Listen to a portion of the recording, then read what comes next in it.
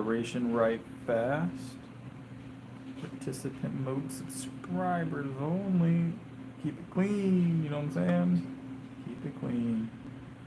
All right. But all messages, so all my subscribers can talk to me. All right. We are all set. Let's get it.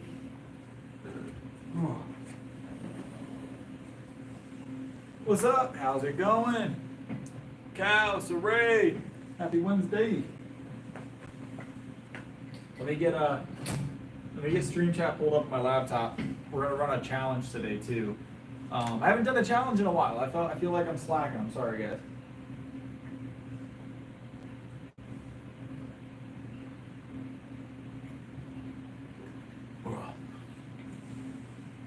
What's up? What's up? How's it been, just Josh? I feel like I ain't seen you in a while. Welcome back. Welcome back. Let me get this pulled up. I came earlier than we normally do to barbells today, so we shouldn't struggle to get a spotter later, hopefully. That being said, I'm not going to rush it, because there is a storm, so it's eerily quiet in here. So it is eerily quiet. There is a storm going on. A pretty bad storm, actually, believe it or not. It's calmed down now, but it was like 60-mile-an-hour wind earlier. So we were getting some real thunderstorm, hail, all kinds of stuff. So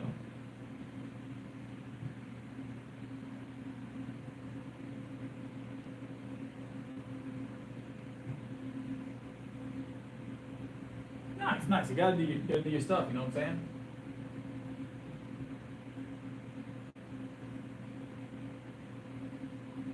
You gotta open that roof clam. Here you go. Right now, the only plan is to bench at the moment. We're gonna do a lot of stuff, but it's normal night, potentially a PR night.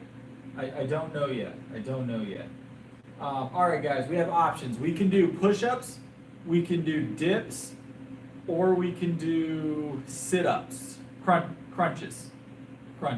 We do push-ups, dips, or crunches as our challenge for the night, as our super chat challenge. Which one do y'all want? Which one sounds the most difficult? We could do lunges. I don't think we will. It's calmed down. I waited a little bit, Saray, just so we wouldn't have any interruptions. Also because I didn't feel like getting out in the rain. If it did get real bad, I would be at the house with the kids and stuff. But you think dips are the hardest, Cowboys? Do we got a second for dips? Let me get a second for dips, and we'll put dips down. Y'all think dips is the hardest option?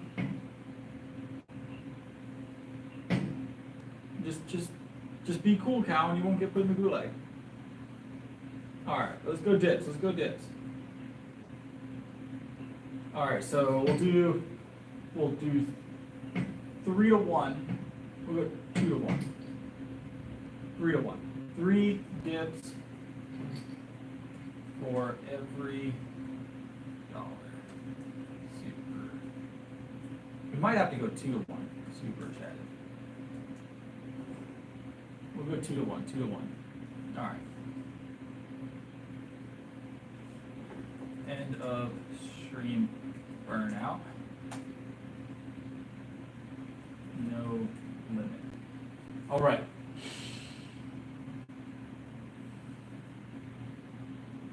All right, we'll go 2 to 1. We'll go to 2 to 1. 2 to 1 seems doable. Because I feel if we end up at like 200 dips, I'm gonna be in a rough spot. So,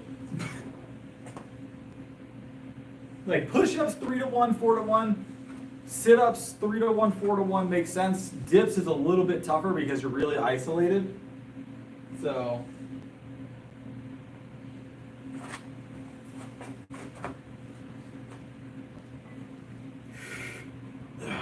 Plus, we're already going to be doing chest, so.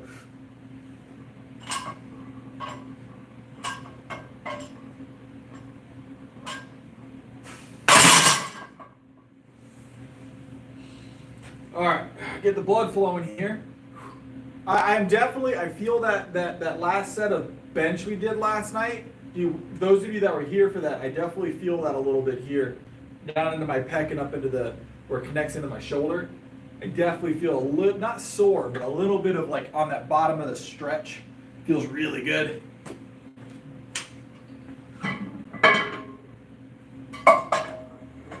Because we did 40 reps of 135 in one set at the end last night, at the end of the bench session. And 40 reps of 135, you're like, it's only 135, Chris, you do 365. But 40 reps is a lot of reps.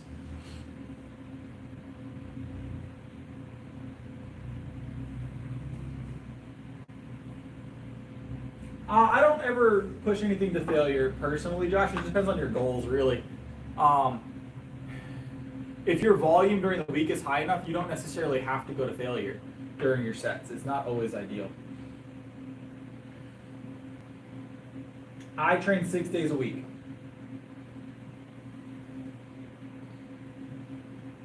What's up, twins?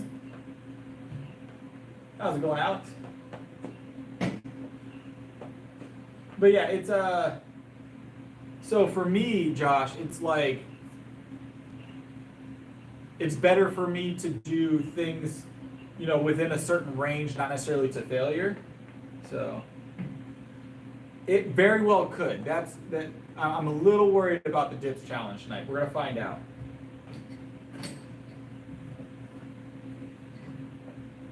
If you're benching until you have to have a spot to complete a rep, I consider that benching to failure. Because normally, failure of a rep is just when you can't do it on your own. So, hey, welcome to the club. Josh is a member now. That's awesome. That does count towards our challenge as well. I do count our memberships towards our challenge. So you did contribute to the challenge. I appreciate it. Welcome to the club, big dog. All right. That's cool. That helps out a lot. That's awesome. That's awesome. There we go. Big stuff.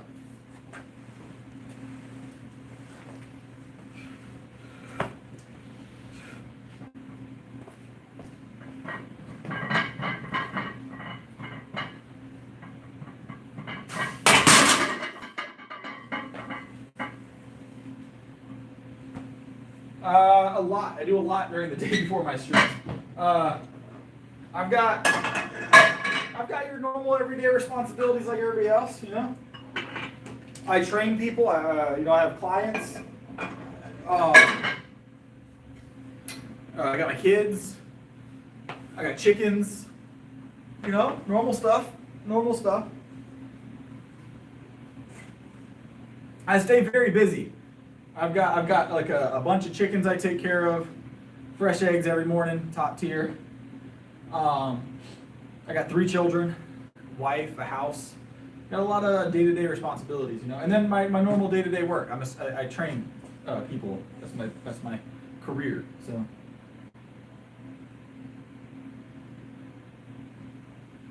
Yeah, I have 3 kids. Hey, I appreciate it. Only had 2 days a week free. What would your gym routine be? 2 days a week free, what would my gym routine be? You know, I've never had anybody ask 2 days a week. I appreciate the support. That's awesome. That puts us at like a little over 40 dips just to kick off the night. 20, a little over 20 dips just to kick off the night. All right. So 2 days a week. Let me hit this one quick single right here, and then I'll go over that. Give me 1 second.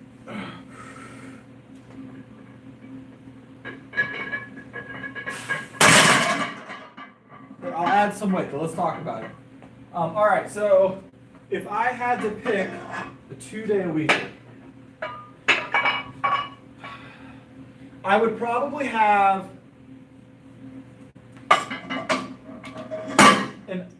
so my upper body day would be split in 2. I'd have to do a push and a pull separate, right? And I'd have to do legs twice. So, you know what? Honestly, with 2 days a week, I would try and split it so I have one rest day in between. I would probably go Tuesday and I would go Thursday, and I would do a full body with a heavy focus on upper body and a light focus on lower body on the first day. And then on Thursday, I'd have a heavy focus on my legs and core and a light focus on upper body, right? So heavier upper body the first day, heavier lower body the second day, split by 1 day of rest. And I would do a full body both days. I would just alternate which one has the most energy put into it. Does that make sense? And then each week I would switch from a volume to a heavy weight, probably. So I would go 1 week, I would go super high volume on those days. And then the week after that, I would go low volume and heavier weight. It's tough to do it 2 times a week, but that would probably be my route that I would go. I feel like I would still see progression pretty well with that.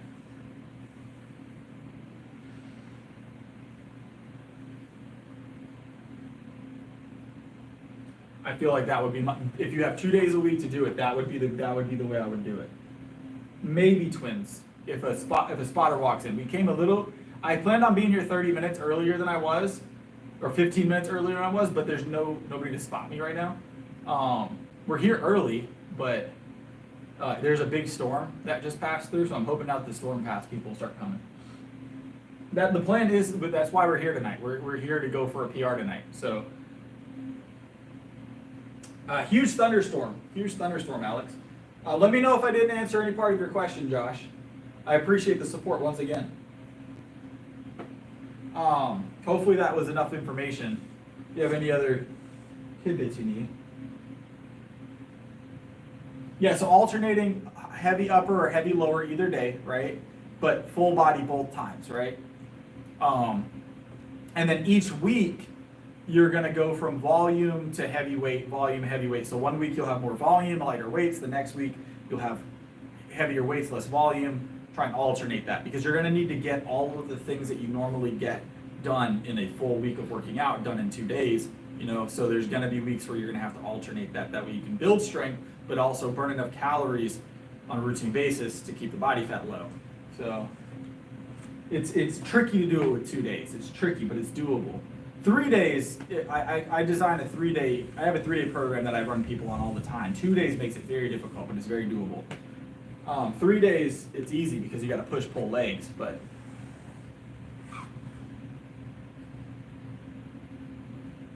100%.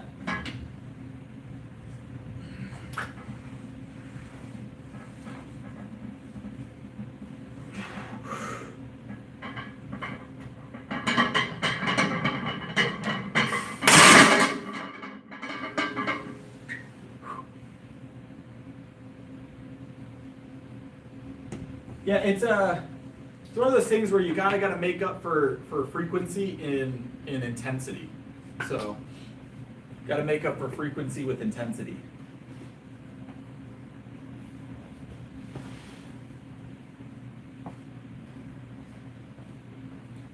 You enjoyed it, Saray. Yeah, you did good. You completed the program. You did awesome.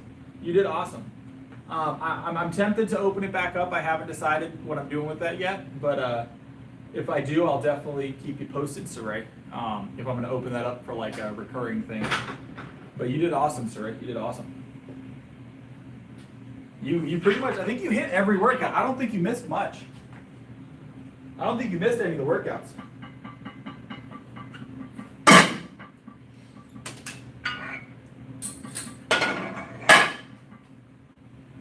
You were very consistent, which is awesome. That's the most I can ask for is consistency.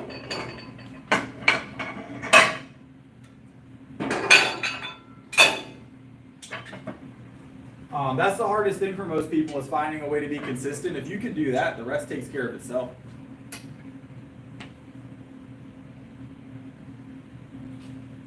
I am potentially opening up another program. I'm working on it tonight. I will announce it in the community post once it's ready. But I am considering opening up one tomorrow. Because we did just finish our run with the last time I did it. Last month I ran a program where people could come in and train with me for a little while, virtual training. But I filled it up, and now those people have finished their 30 days for the most part. And now we're going to see about doing it a second time around. Let some other people get a shot.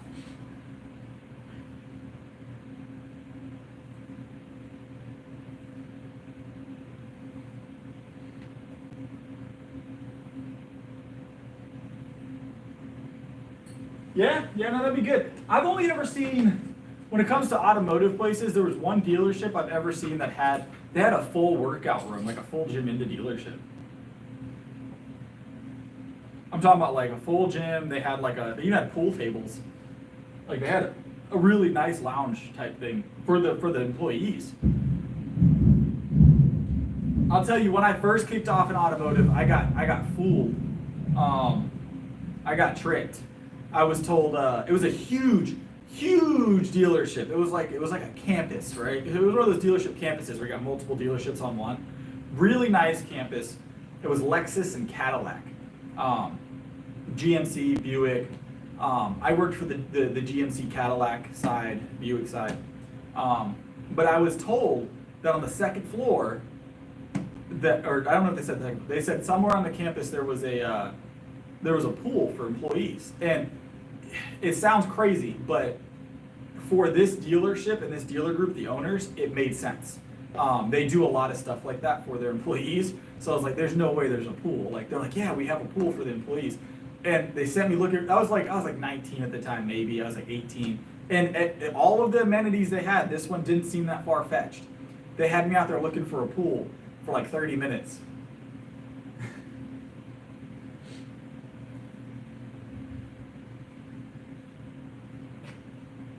I have a Coach Chris playlist where I've broken some stuff down, but I don't have like specific, like my routine. I have like a breakdown of what I do, but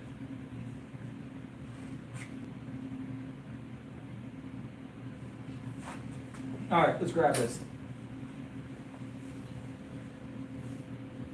That being said, I never found the pool, guys. Never found a pool. I was very upset. I was very excited about having a pool.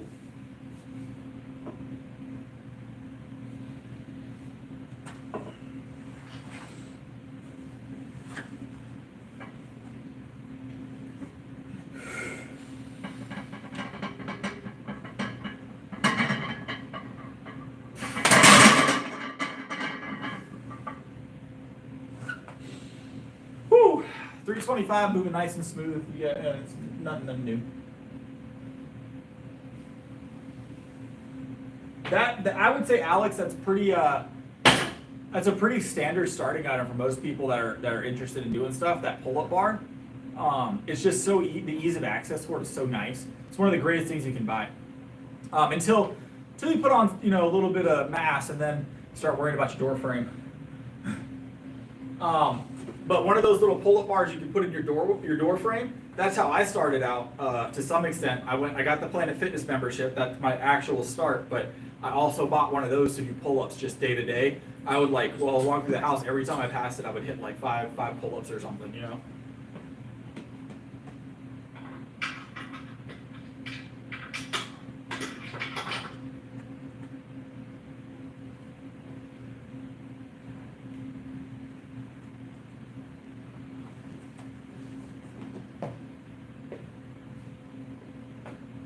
What's up, keep it real?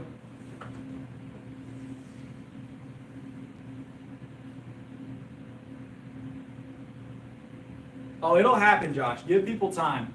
Give people time. You kicked it off right, though. We got 20 dips already in the super chat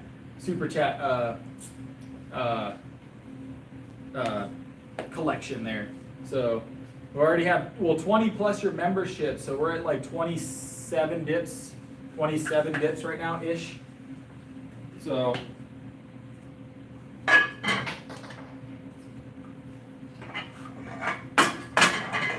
And we're only on bench. We still have like an hour and a half of working out to go.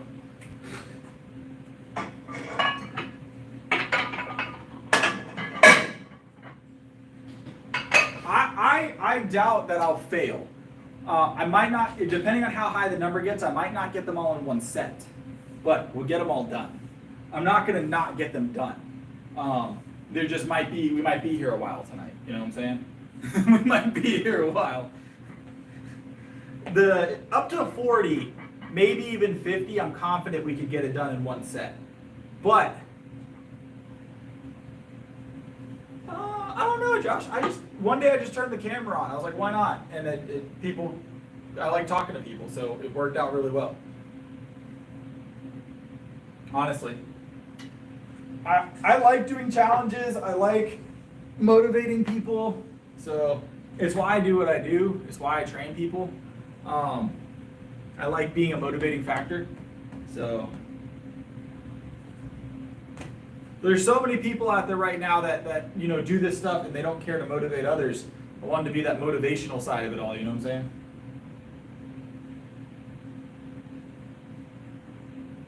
What's up, Donald?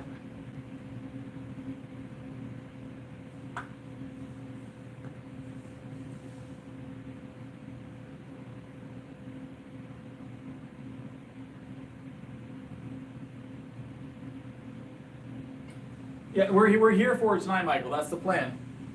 It is Wednesday, but there is a storm, and here I'll show you guys. I know you guys believe me that there's no one here to spot me, but the storm is keeping people out. It's early still too. It's only 10 o'clock. There's almost always someone here at 10. But I'm hoping that they're just running late because of the storm. Hopefully someone will pop up last second. So that's why we're not rushing it. But we had a massive thunderstorm. I thought there was going to be a tornado for a little while.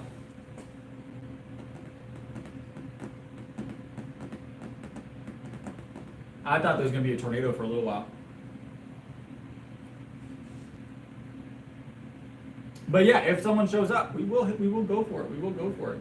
That is the actual plan tonight. I've been prepping for it all day. So I'm prepping for it. I feel pretty good too. I don't feel bad. But you guys know I'll go for it regardless. It can feel terrible. I'm still going to go for it. All right, let's grab it. This is 335. So we're going to work up. We're going to work up in the meantime. Don't worry. We're going to work up in the meantime.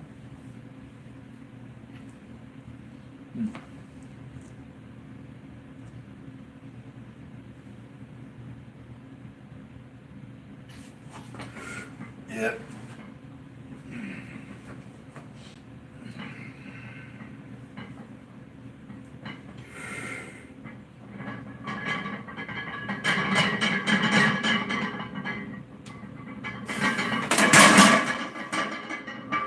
Came down a little funky, but we got it. No worries. Light shower. Yeah, I mean, it came down hard here. It was bad enough that the winds were going bad enough here that it was kicking dust up in the road. So.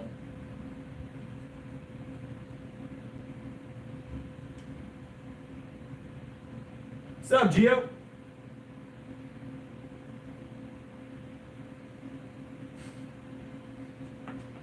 Not as early today, guys, but we're here early.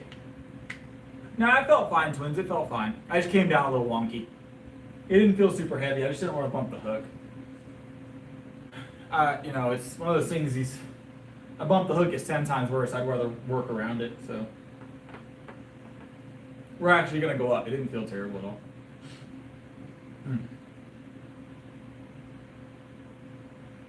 All right, let's add some more weight.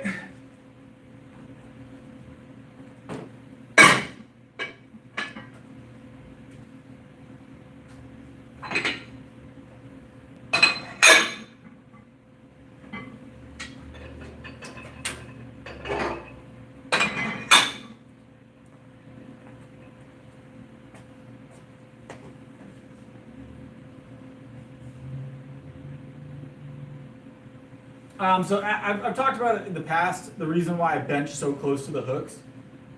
So when you're,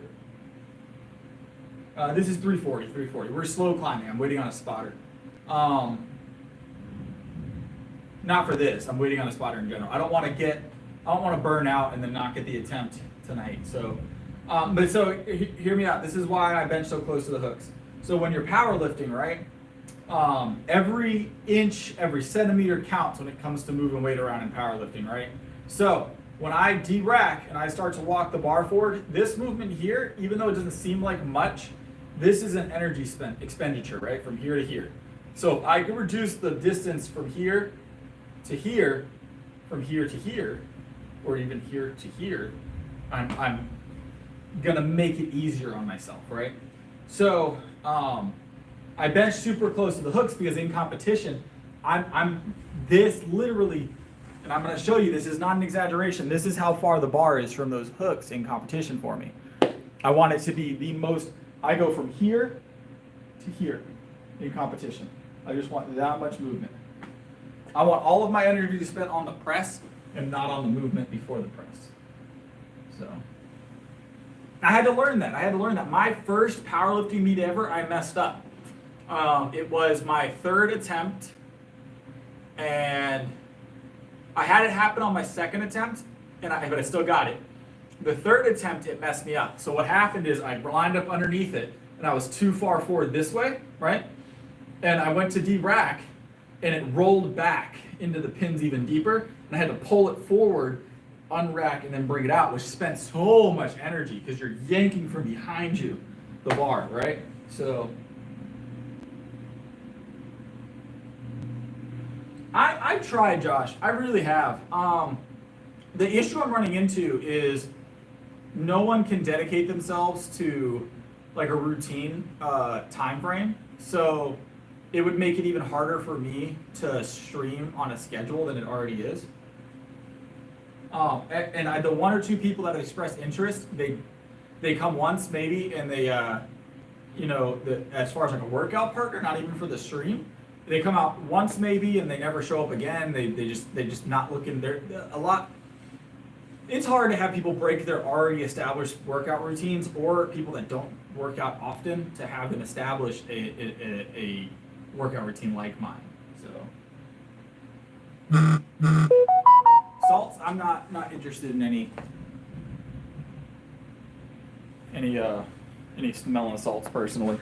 Hold on 1 second, guys. I think I just gotta.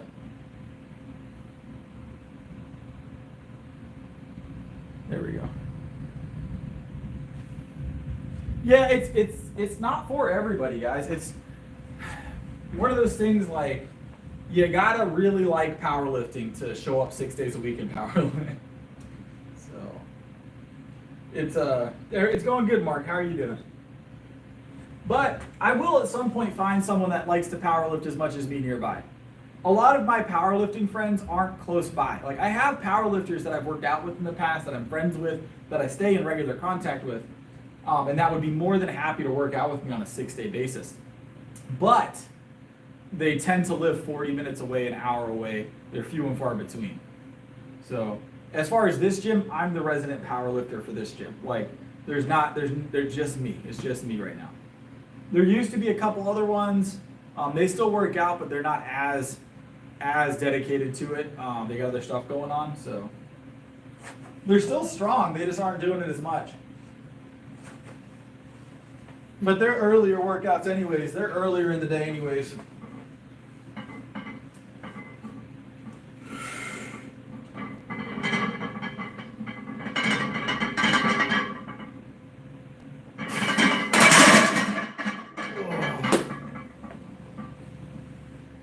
Yeah, we're talking about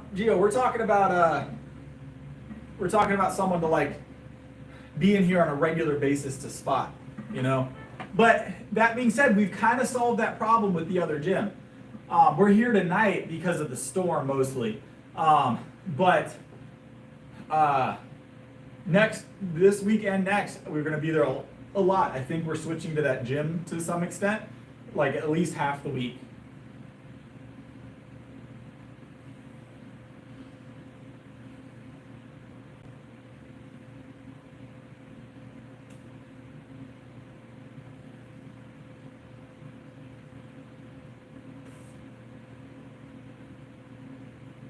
Why would we stop streaming, Twins? I don't understand your concept here.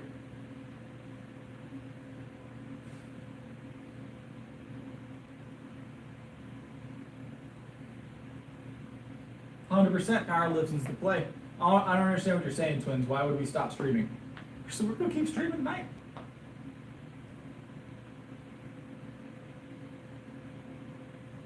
I don't think the storm's affecting my strength at all. I'm doing okay, Twins. I appreciate it though. I've never heard that before. That was 340 and it moved pretty smooth. It wasn't bad. It wasn't bad. The storm's not affected my strength at all, I promise.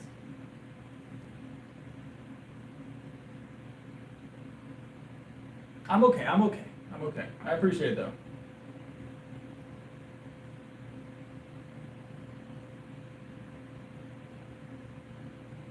Yeah, I just watched back that 340. That was fine.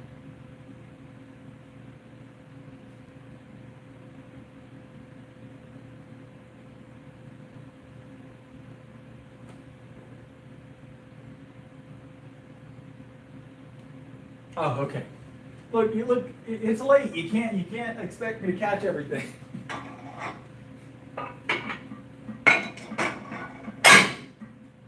You can't expect me to catch everything. It's late, boss.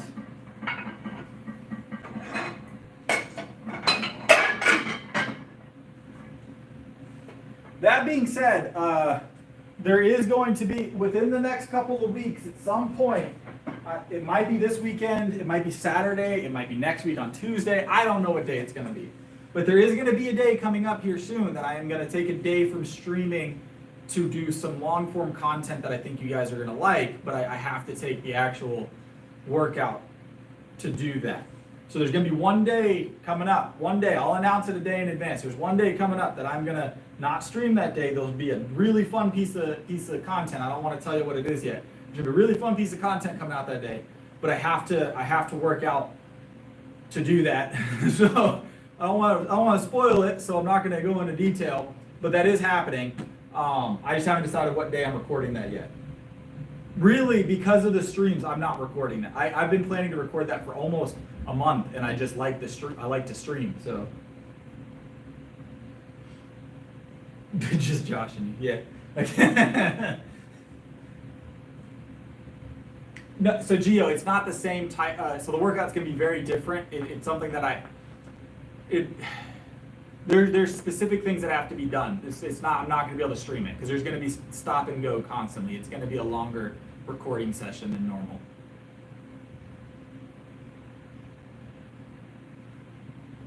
No, Alex, I'm very much just see how it feels. See how it feels. Mind you, we've been benching for 32 minutes and we're already at probably what are we gonna go for? I haven't even decided what I'm going for yet. We don't have a spotter, so we're probably not gonna go up. We'll decide that here in a second. But so I just kind of go by how I feel, you know. There's sometimes it takes a little longer for me to feel ready for the next rep. Sometimes it's a little shorter. So, but 32 minutes in and we're already probably about to do our drop set. We're about to do our drop set.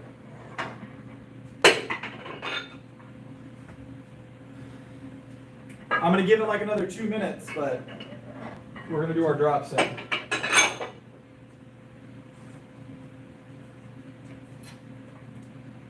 But that doesn't mean we won't PR. We'll probably just end up having a PR tomorrow. We went for one earlier. We went for one on Monday, so I don't feel too bad. But kind of wanted to do it tonight. But we solved that problem for the most part. The One Life Gym, that seems like a good solve as long as we work out earlier in the day. But I'm not going to be able to work out earlier in the day every day, so that's why we're here tonight. I mean, it's still cold.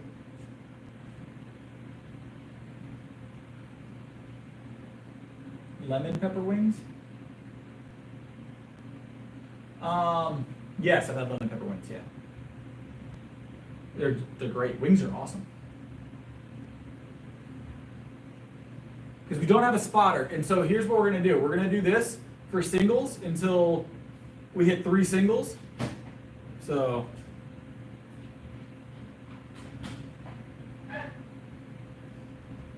we're gonna do 3 singles here. What's up, Mason?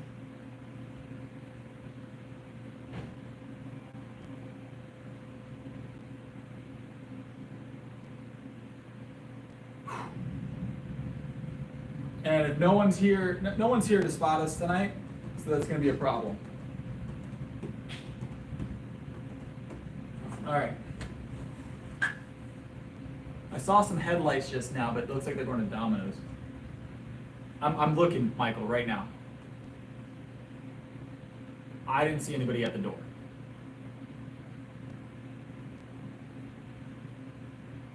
I keep seeing headlights though, so maybe we'll get lucky. I'm gonna give it another 60 seconds.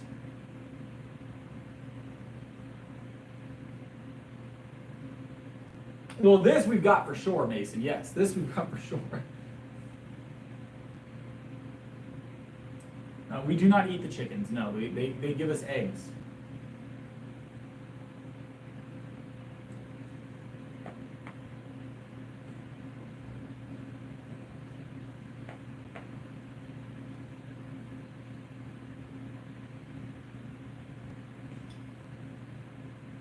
I love chicken. Chicken's delicious. I just don't want to eat my chickens. All right, so let's. I might have missed them walking in, maybe, because I thought I heard someone too. And there's not much space in here to get by me. Like you kind of have to get seen walking through here, right? Maybe they went straight to the bathroom and they're not out here. I don't know. Get the Domino's guy's spot. I don't know if I'm walking over to Domino's tonight, I'm gonna be honest. He was a decent spotter though. He didn't do terrible. He did touch the bar though. That was top tier though. It was top tier that he came over to spot regardless. It depends on how you cook it. You can make chicken not basic. All right. I think someone's in here. I think I missed them and they went to the bathroom. I think there's someone in the restroom. So, because I saw headlights, and then I started looking at the screen, and then I looked up, and then y'all said you heard somebody. So, I think I just didn't see him walk by. I'm trying to give as much time as possible, but it also depends on who it is too. But they should be fine. Whoever should be fine.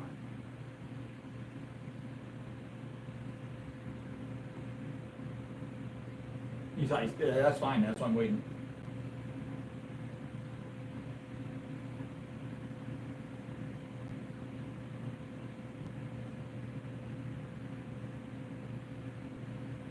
Chicken is top tier, Mark. Chicken is top tier. I will tell you right now, one of my favorite foods still is chicken wings. I love chicken wings.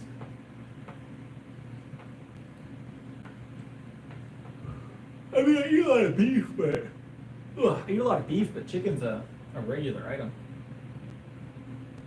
Am I gonna retire personal training? Like soon? Probably not soon.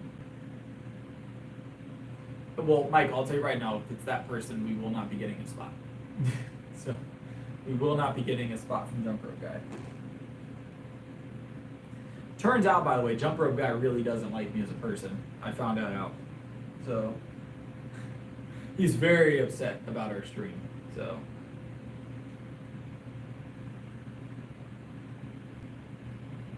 I'll probably always train twins. I don't have like a traditional like plan for like amount of time before I retire. I plan on being able to retire whenever I feel the need, but I don't plan on stopping working ever, honestly.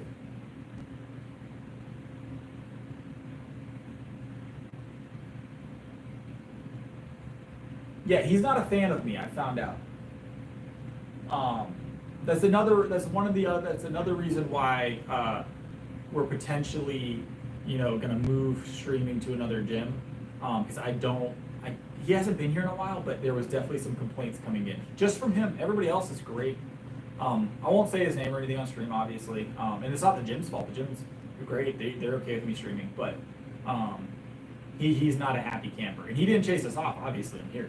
But I don't need that kind of energy. You know what I'm saying? Don't need that kind of energy. So,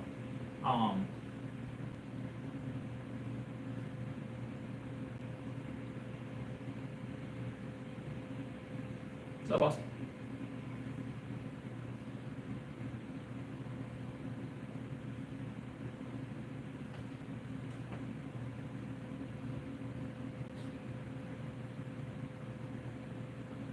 I think he was doing it on purpose, Michael. I honestly think partially on purpose, just to interrupt the stream. I think he was hoping that it would push me out of the gym. What he doesn't know is that that just fuels the chat. So that just gives y'all something entertaining to listen to.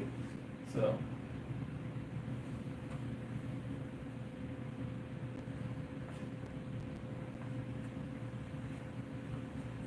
Hey, boss man, would you be comfortable spotting me for heavier rep? Yeah. Yeah, I got you. What you want, TikTok live? I'm on YouTube right now. Yeah, live though. I'm gonna go. I've kind of done a lot of reps already today because I didn't think I was gonna get a spotter, but we're gonna go for it anyway. I'm gonna go 370. So put a 25.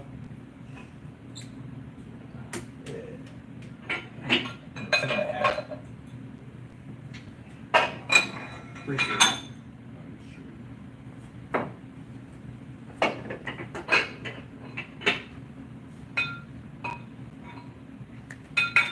I don't agree with you, Bobby. Banning recording in gyms wouldn't help anybody. You don't worry about it, but it's all good.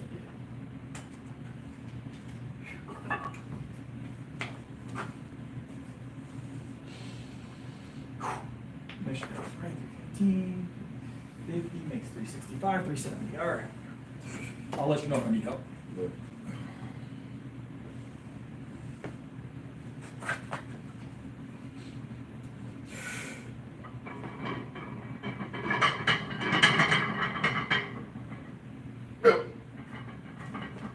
Damn it.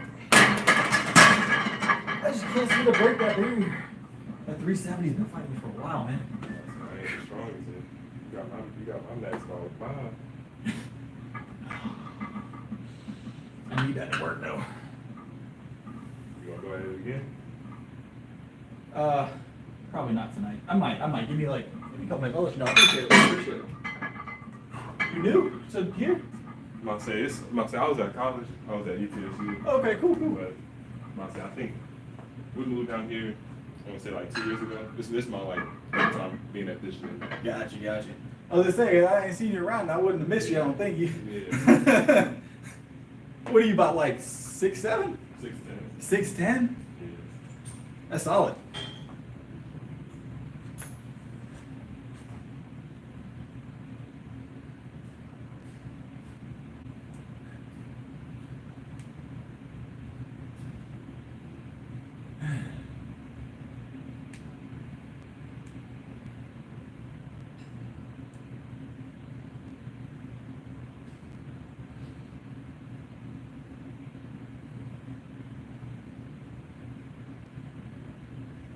Yeah, we're getting stuck at the same spot each time, Michael. Stuck at the same spot each time.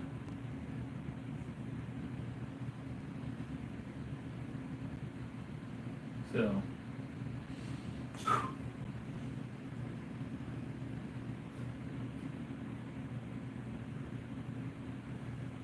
Yeah, no, so Alex, when I get there, you'll see I kind of stick it for a little while because that's what helps you pass that point. So if you're hitting and you get stuck and then you just let it collapse on you, you're never really going to push past that point.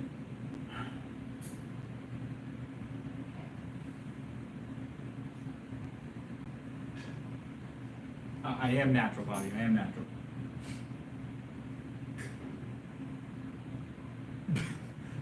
Mason's trying to take me out.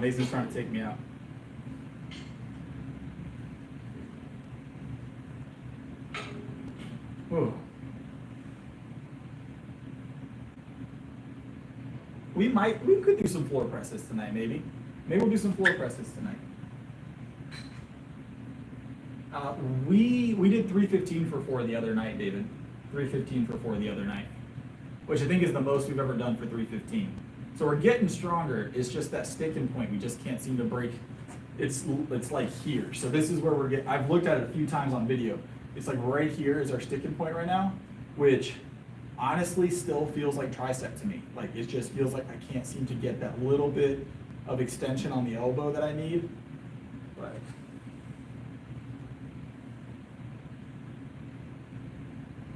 oh no, it'll happen. It all moves eventually.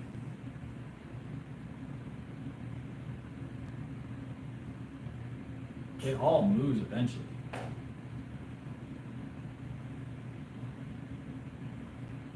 Who was I arguing with earlier? It wasn't Twins. I know Twins is joking around. Who was I arguing with earlier? The Bobby guy. Yeah. You gotta realize that recording in gyms is encouraged nowadays. So I don't think so, Mark. I don't think so. I think, Mark, it's a combination of things and partially my fault for sure. but there's also that aspect of the fact I've stopped bulking, so we're gonna have to hit this without increasing our body weight any more than we already have, which just takes longer. So, which I've kind of been doing that for like longer than you guys realize, but not like a super long time. I've been doing that for about 2.5 weeks now. I've been kind of staying at the body weight I'm at. So, but I explained that like 2 or 3 days ago why we're doing that, and there's really nothing we can do until after competition. So,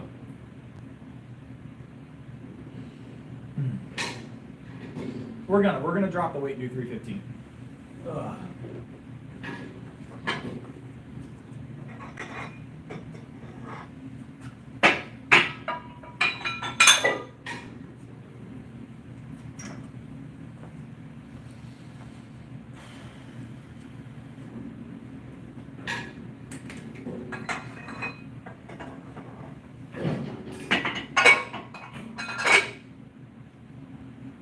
But it's one of those things, guys. It's when you get to a certain once you hit a point where you're at double body weight bench, your climbs aren't going to be 10 pounds a month, 5 pounds a month. You're going to climb, 5 pounds every other month and 5 pounds every 90 days. So you just gotta. Bench is not one of those movements that you're just going to have drastic increases once you've hit double. So maybe early on when you're still like working on like body weight, slightly over body weight, under body weight bench presses, you can see those kind of drastic leaps, but it's not going to be as dramatic once you're at a certain point. It'll move, and the goal is to keep it moving, but it's not going to be, you'll have times when you do jump 10 pounds in a short period of time or 20 pounds in a short period of time. Those are great, fun times, but it's not going to happen all the time.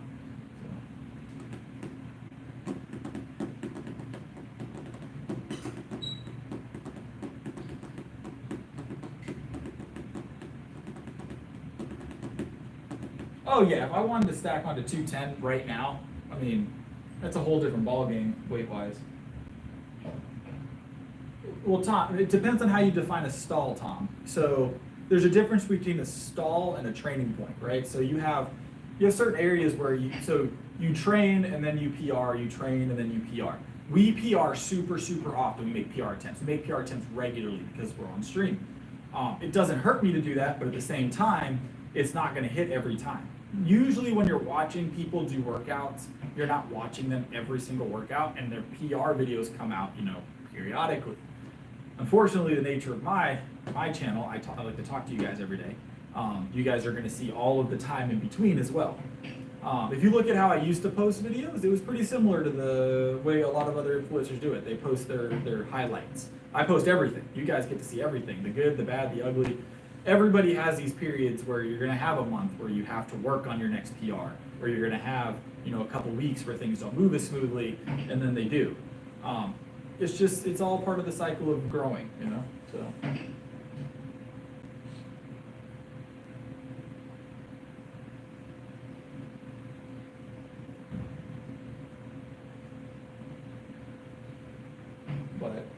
But there's also something to be said for not changing too often. If you change your workout every single time you hit a small bump, you're gonna continuously have bumps.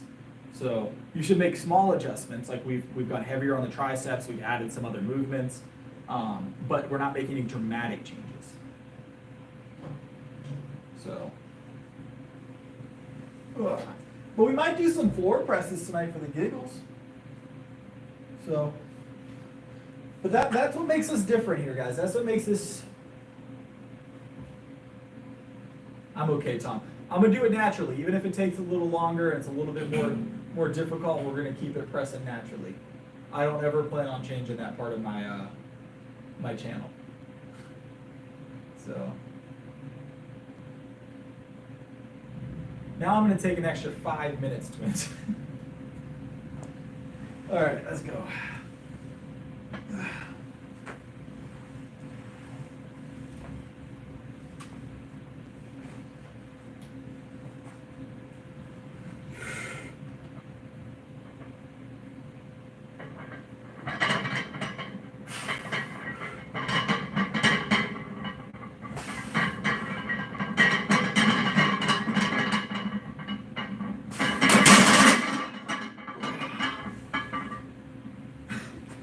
But yeah, we're gonna do it naturally. We're gonna do it naturally. It's one of those things that it's a matter of time, right? Once we hit 370, we'll probably have a quick jump to 375. Then we'll probably do 380 for a month or two, you know? But that's what makes those bigger numbers so fun. So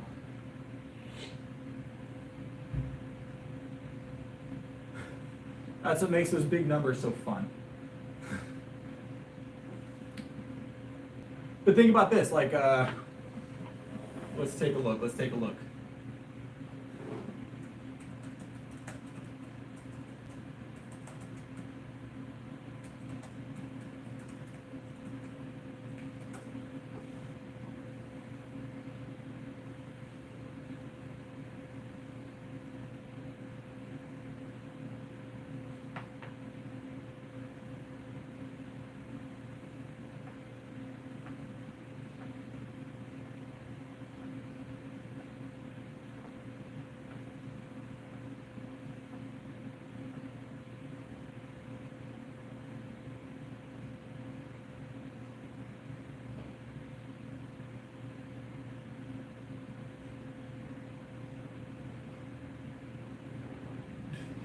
All right, so to give you a perspective, right? Let's take a look.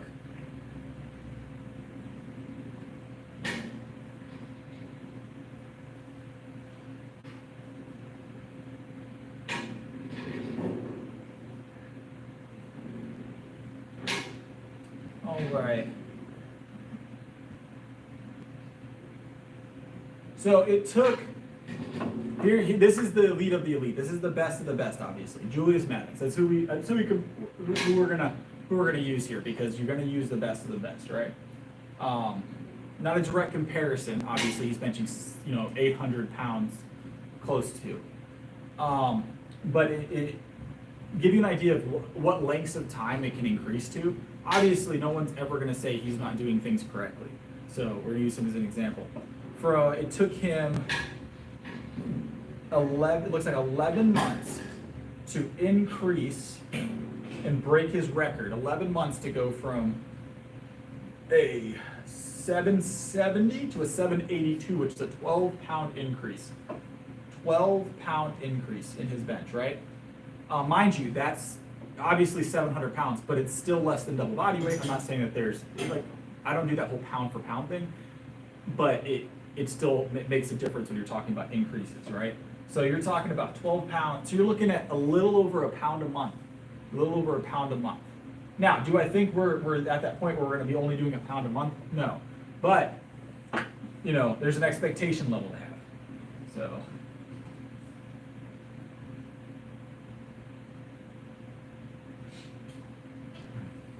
What's up, Ryan? Welcome back. So there's your perspective, right? There's your perspective to take in. If you're double body weight and you're increasing your bench 10 to 15 pounds, 20 pounds, you should expect it to take, a significant portion of time.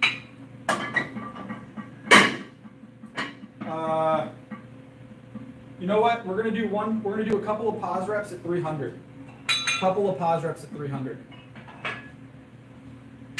We'll do 305. No, 300. 305. Yeah, 300. Let's do 300.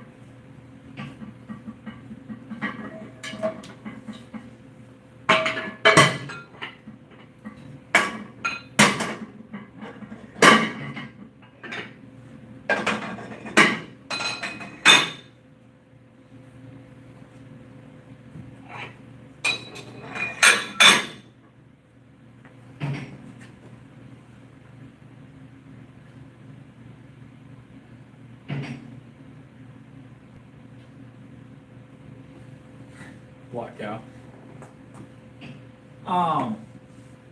But yeah, there's your perspective, guys. We're gonna do 300 for a pause. We're gonna do one pause, and then we might do a second. I don't know. We're gonna pause this for a few reps. So, but yeah, realistically, I'll do the math. At our current percentage, like the average increase from where we're at, most people the expectation for me, if I was like, oh, we're just going to do the average increase, would be to increase our bench to like 390 by the end of the year would be a good increase, but I want 405 before the end of the year. That's my personal choice to bulk to that point, but it's going to be after competition now. So we're still going to have some increases between now and competition day, though. It's just a matter of how much between now and August. I imagine we'll be able to still stack on another 5 to 10 pounds on the bench between now and then. Maybe 5 to 10 pounds on the deadlift and another 5 to 10 pounds on the squat between now and August. Maybe 15 pounds on the squat. But yeah, I actively compete. No twins, no. All right, let's grab this.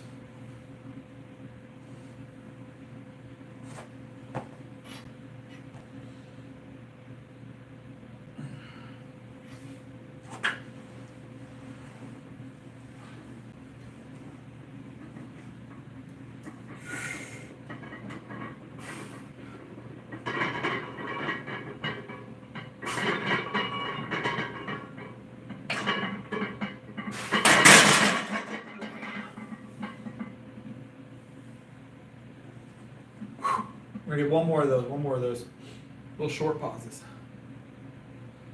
All right, one more short pause at 300 even, and then we got curls.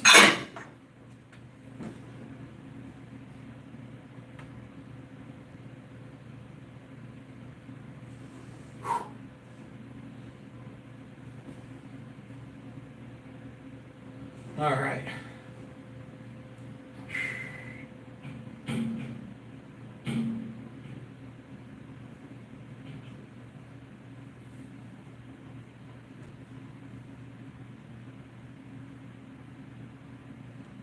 Yes, it is more dangerous for your shoulder to wide grip.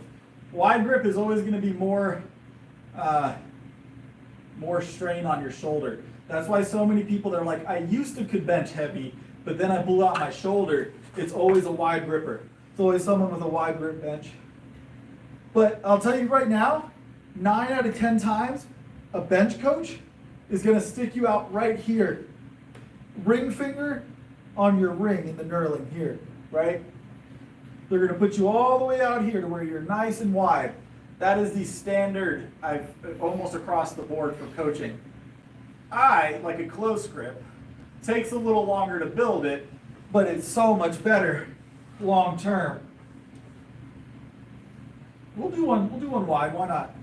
We'll do one wide for the night. Let's get it.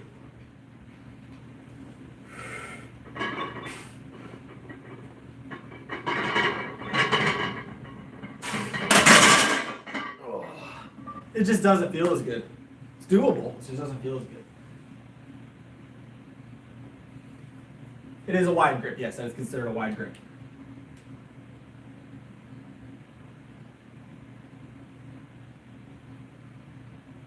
What's up, Xander? How's it going? All right, we got curls next, guys. We got curls next, so let's rack this down and move on.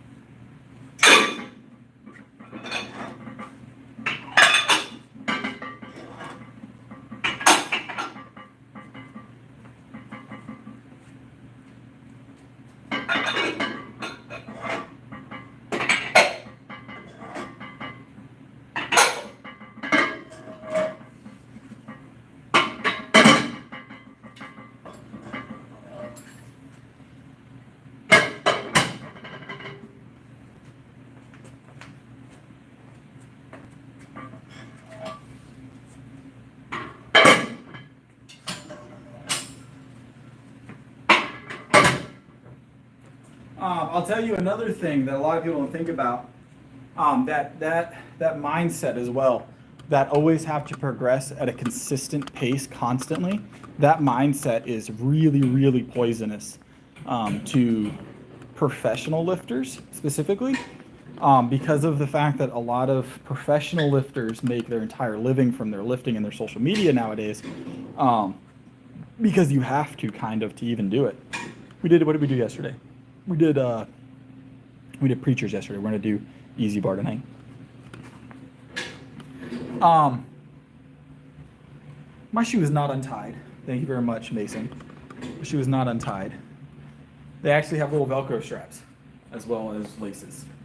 But the reason why I say it's poisonous to lifters, bodybuilders being the worst case of it. You guys ever wonder why bodybuilders are dropping, you know, heart attacks and everything else all of a sudden so quickly, so often? It's because with the advent of social media being the main platform for a lot of these people to make their money, if their entire income is based on performing and the expectation of their audience to always perform slightly better than yesterday, which is a great mindset to have until it becomes if I fail, you know, I fail at everything, right? And so their stream of making a living for their families and their success in the gym is tied together. So they're willing to put their body through a lot more stressors for a lot longer period of time in order to do that. And when you become not natural and start doing it with things like extracurricular activities, like your PEDs, you know, performance enhancers. Yes, TRT is definitely part of it. There's no off season. This is the best way to explain it. Bodybuilding used to have an off season. Powerlifting used to have an off season. You had, when you were on stage, that's when you were in front of fans and audiences, right? When you were off stage and you weren't on the platform or on the stage showing off your gains over the last 6 months, a lot of those guys weren't on super heavy doses of these things. They weren't pushing their bodies to the absolute maximum all the time, physically and supplementally, right? Now they're doing it year round. There's no off season for their body to recover. So these guys are basically doing what all these other bodybuilders are doing. They're doubling and tripling the pace that they were doing that and causing degradation of their body to maintain their image. Does that make sense? So.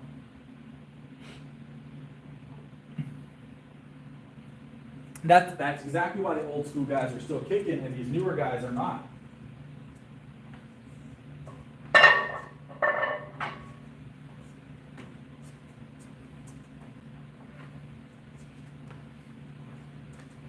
Because the old school guys had an off season. They could let their body recover. But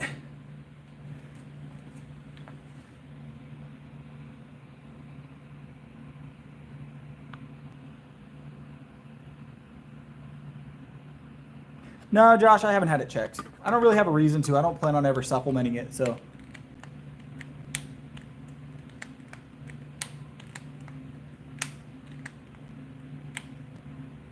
It is. So they never have a time when their body can naturally just recover, right? If you guys look up old school bodybuilders in the off season. So go find like Arnold in off season. Go find Ronnie in off season. Go look at what they look like. They're obviously they were still in shape, but they had a belly, they had a gut, they had a little extra body fat on them, and then they start cutting it back when they were coming up to showtime, you know, and you wouldn't see as much vascularity and stuff like that, but they were on camera constantly, right? Now you're on camera every day, even if you turn your camera off. These people that are like Sebum level fame, right? Julius Maddox level fame. People know who they are. Even when you're not recording you, like if his phone's not on, he's not recording, his camera's not on him recording him. Someone is. Someone's recording him. He knows that. Every time he walks in the gym, someone's got a camera on him, whether he wants it or not. You know, unless he's got a private gym. So they have to be on top of their game all the time. And it's a mental thing too. It's like, man, if I don't do good, everybody's going to think I'm failing. And, you know, realistically, they're doing exactly what they should be doing at that pace, you know, and more. They're doing exceptionally. But other people, everybody's like, oh, well, you didn't put on the 30 pounds you said you were going to put on last month.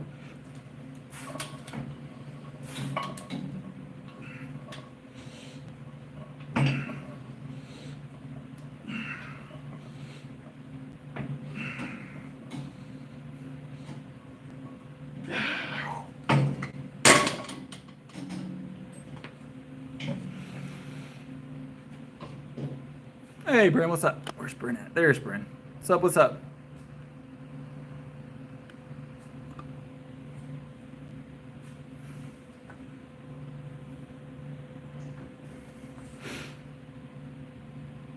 Doing good, Bryn. Doing good. Feeling pretty good. Storm finally passed.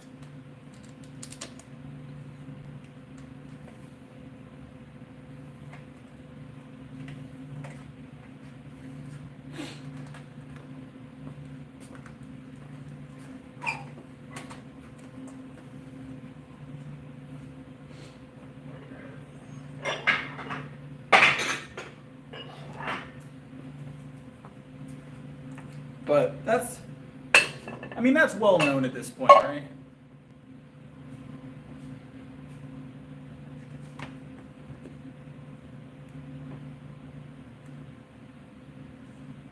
I would say that the crap that's in our food here in the U.S. is heavily responsible for the average test level being lower nowadays.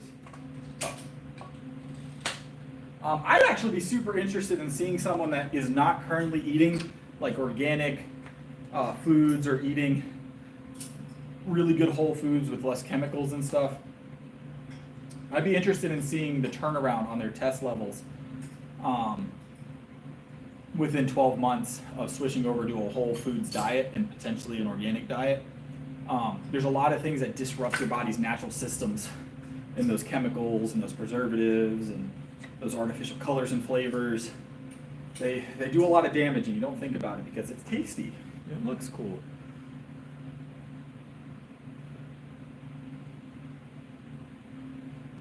Sleeping good and stress, yes, that makes a difference as well. But case in point, you guys ready for this? Go look at the back of a loaf of bread from here, and then go look at the back of a loaf of bread from overseas, and tell me there's not a difference. Why? Why is there such a difference? I want you guys to look at the ingredients list on both. And I'm not, I'm not joking, it's significant.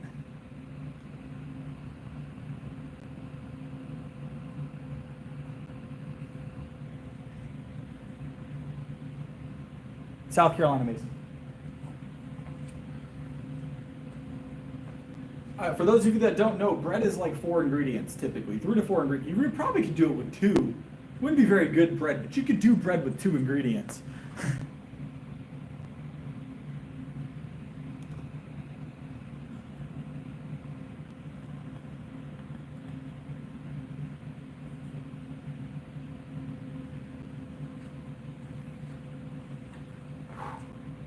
But everything has something in it. Like you go look at a pack of chicken, read what's in a pack of chicken. You'd say, oh, it's gonna be chicken, maybe some water and salt.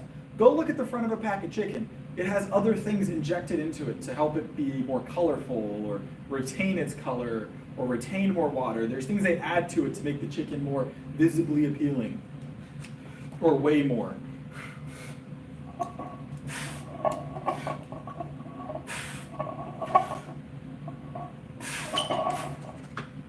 So have you guys ever noticed that you buy the Walmart brand, well, not just Walmart, like any store brand chicken that's like usually the better price point on the chicken per pound? Go look at how thick that piece of chicken looks, right? It looks very hydrated. It has a different color to it typically. And then go pick up a pack of the chicken that is a couple dollars more per pound, yes. But I want you to read the front. One of them is going to tell you they have a solution in it that's why it looks so plump. You know, that's why it looks so much bigger. And then go read the other one, right? It doesn't have that, and they're smaller in size, and the color's more natural. It's not as vibrant. And then I want you to compare them side by side and tell me you don't see a difference. There's a significant difference visually, and that's because one has an added solution to make it look more visibly pleasing, and the other one does not. Same thing with pork. Did you know pork isn't naturally the color you buy it at the store? Typically, it's more of a gray color. They add stuff to it to make it pinker. They add colorants to it to make it pinker, your pork.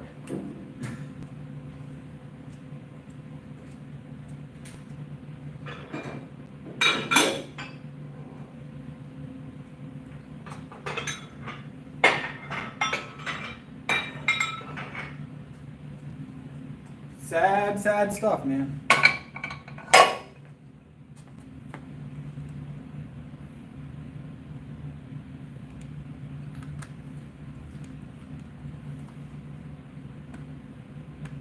Yeah, if you're going to a butcher, you won't run into that as much. But I think even if you're getting, unless you're getting from the farm pork, like straight off the farm pork, the coloration's added at the place that the pork is shipped from, right?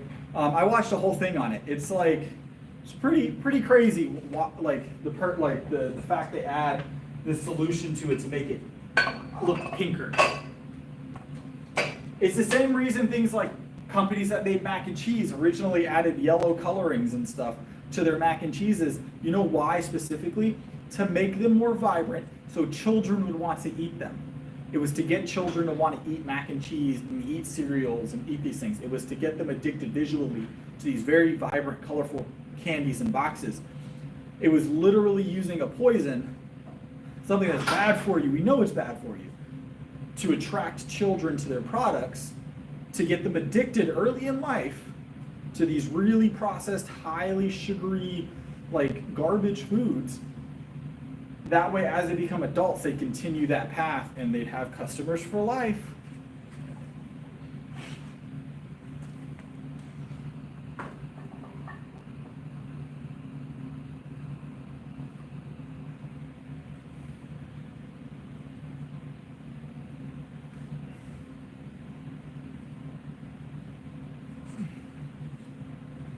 Like, I think about it the same way you consider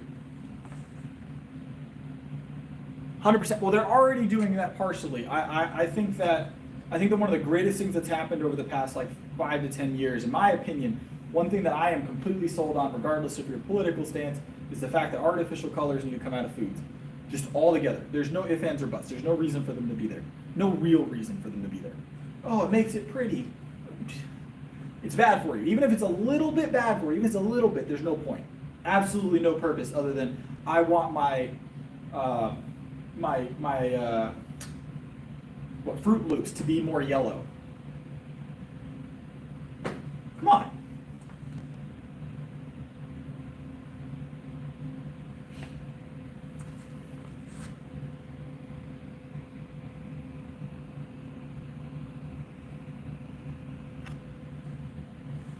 A 100%.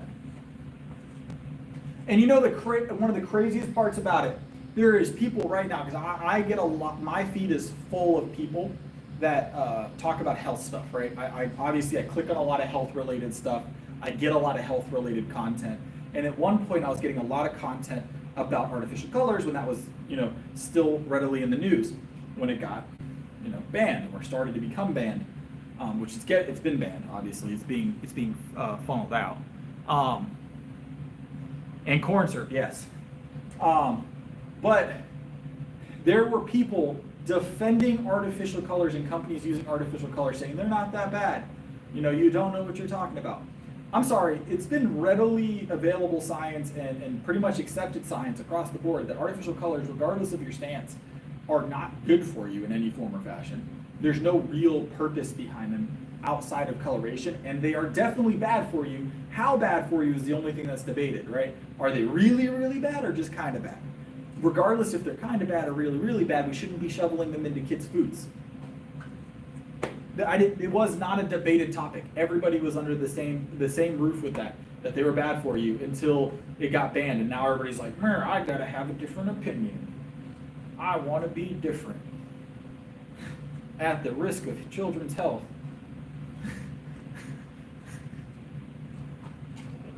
Yeah.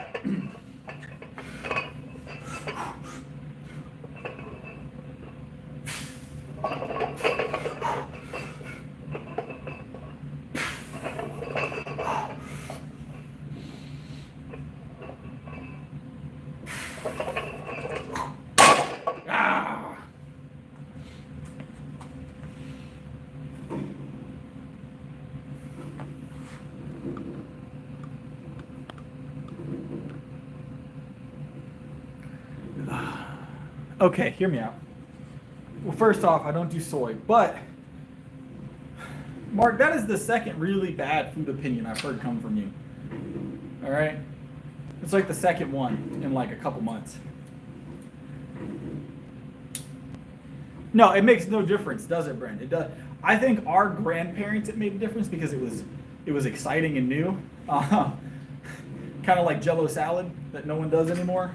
But it's one of those things of like, now that we know it's bad for you. What's taking so? Okay, there is no reason to put ketchup on steak. If you need ketchup for your steak is not doing well. All right.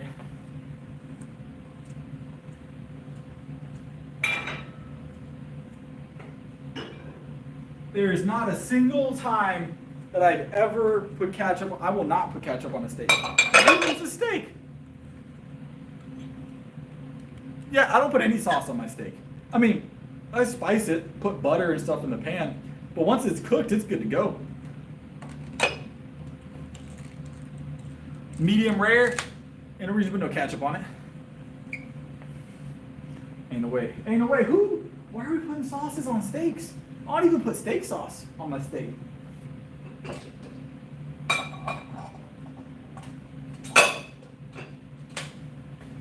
First, it's putting the milk in before the cereal. Now we're talking about ketchup on steaks.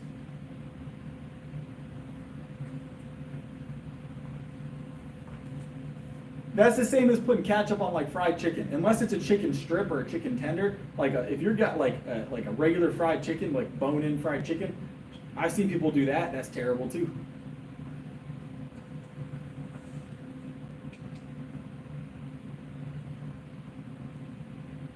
Potatoes. Ketchup's great with potatoes. Some baked potatoes, maybe some hash browns, even French fries. You want to do French fries with some ketchup? That's cool. That's cool. Not steak. Not steak. All right. Let's grab this for a single real quick. That's not how that works, Mark. That's not how that works. Milk comes from a cow. Beef comes from a cow. You don't see me putting ketchup in my milk.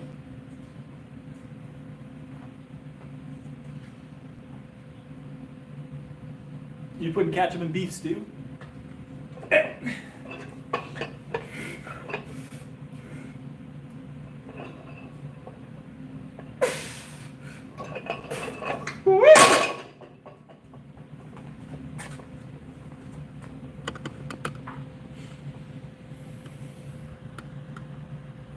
What is going on there? You guys see this? What is going on? My hair's a mess. My hair's a mess. I gotta. All right, better. Better.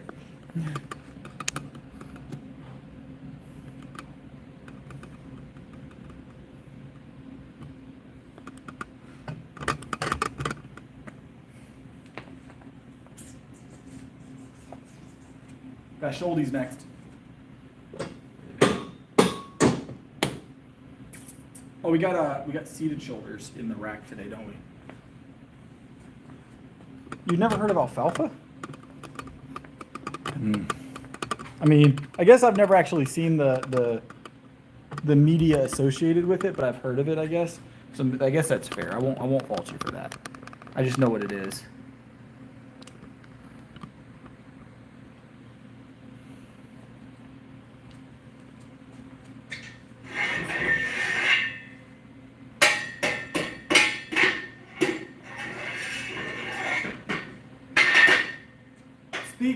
So I'm gonna need y'all to step up your Wordle game, by the way. Y'all are getting smoked at Wordle. I'm just saying. I'm top tier Wordle player. Top tier Wordle player.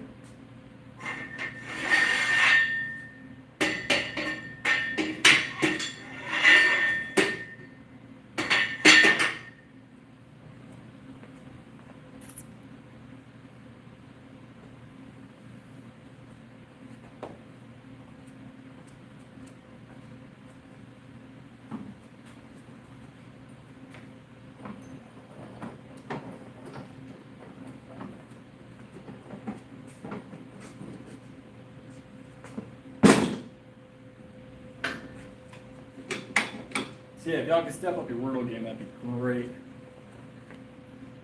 Wordle, it's we're doing the Discord, Josh. We're doing it in the Discord. It's the one where you guess the word. It's like Scrabble, but not.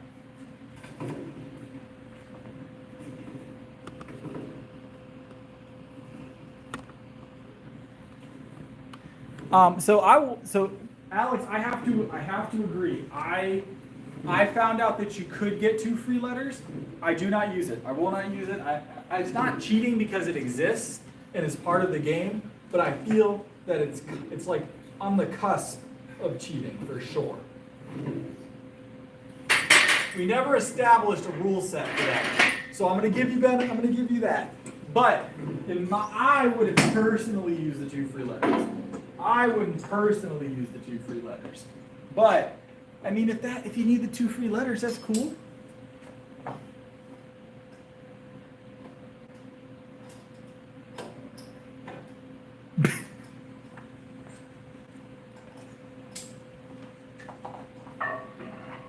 I won't personally utilize it. I won't personally utilize that feature.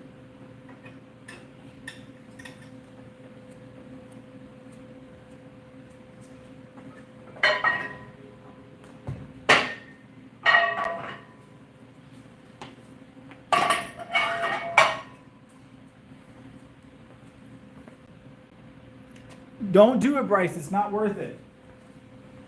Don't go to the dark side, Bryce. Don't go to the dark side. It's not worth it, I promise. Stay on the Wordle track, you know, the proper Wordle track, all right? Stay true to your Wordle.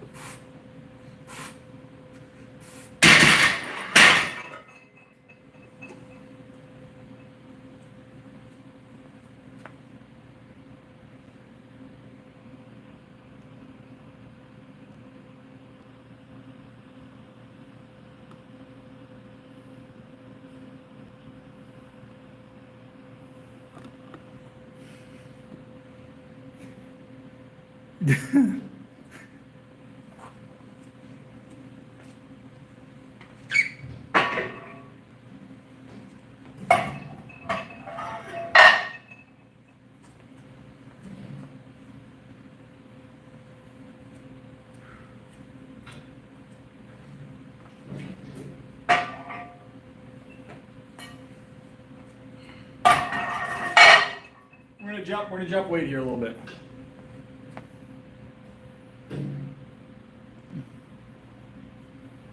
There's a lot of kids.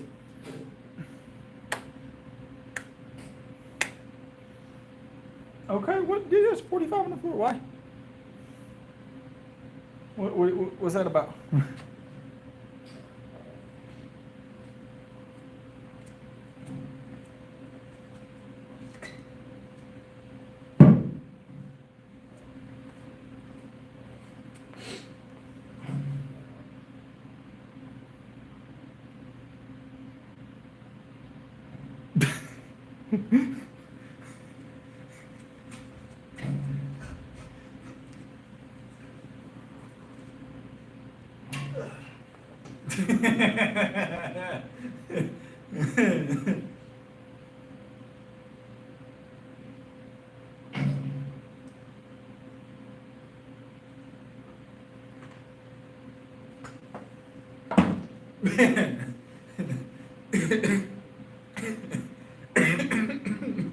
Why is that so funny?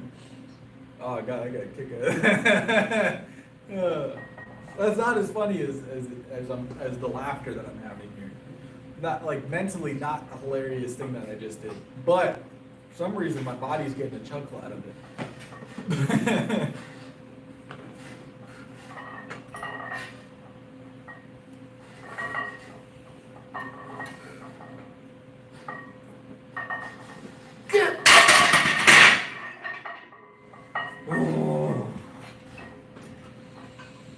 Might have jumped too quick. Hold on. Let's go one more time. I jumped quick on purpose. I'm trying to change it up a little bit. Go heavier strict press, but this is within like 10 pounds of our, 10 pounds? 15 pounds of our PR? Yeah, it's within 15 pounds of our PR. But I'm trying to jump a little heavy, so let's see how this goes tonight. We might need to drop it to 205, but we'll find out.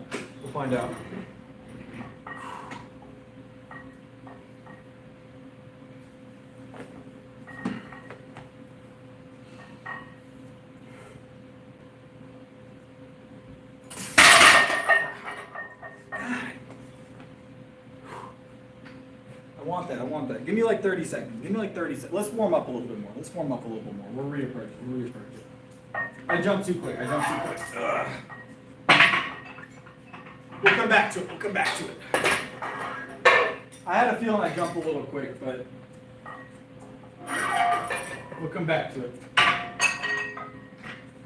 Ugh. Let me grab my laptop. I can't see chat right now.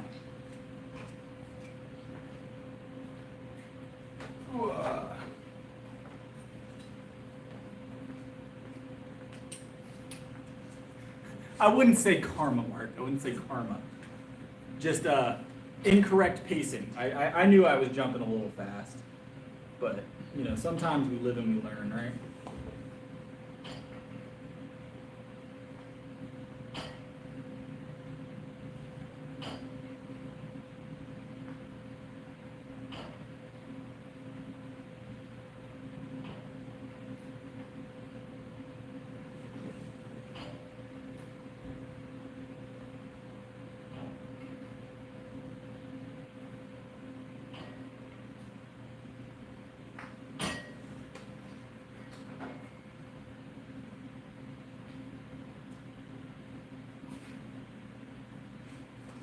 All right, let's grab this.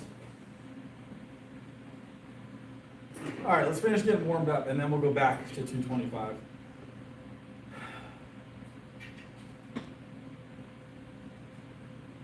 It's 2 dips per dollar super chat. We're at 27 dips right now, give or take. 27 dips are where we at right now.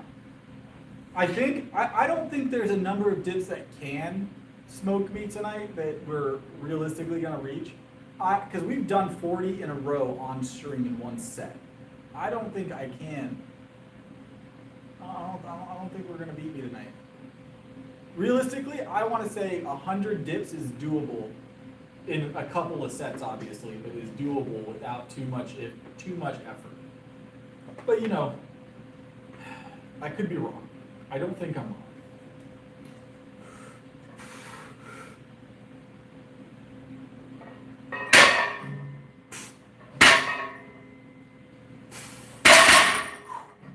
I kept hitting these things, I didn't mean to.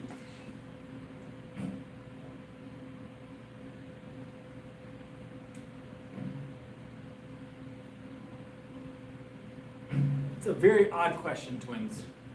I don't know why you'd ask that question. I don't know if I've ever given that that vibe that I wouldn't. I don't know. Everybody is welcome in my stream, twins. Everybody is welcome in my stream. Except RPE. He's not. RPE can come and talk to, you know, if he wants to apologize.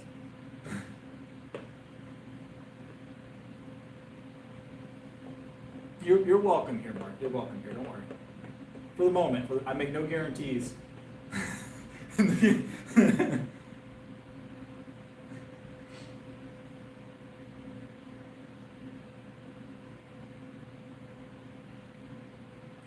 Yeah, we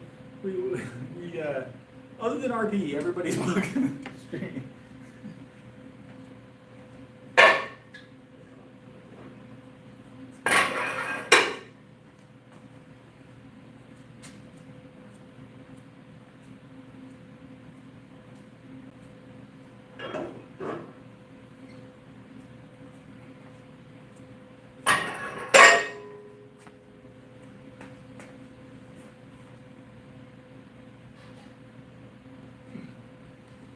Is it the red beard, Josh? Is it the red beard? You know, the crazy part is, my beard wasn't always this red, I feel like. It's gotten redder over the last 2 years. Maybe because I'm growing it out longer, but I never knew it was red up until the last 2 years because I've been growing it out. I'm sad that RPE wasn't here the night that we did the key thing. I have to clip that just in case he ever comes back around. I'm gonna have to clip that just in case he ever comes back around.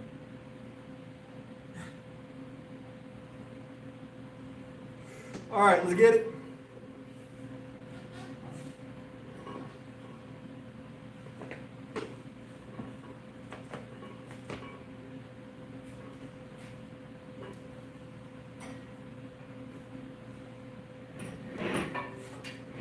All right, 3, 2, 1.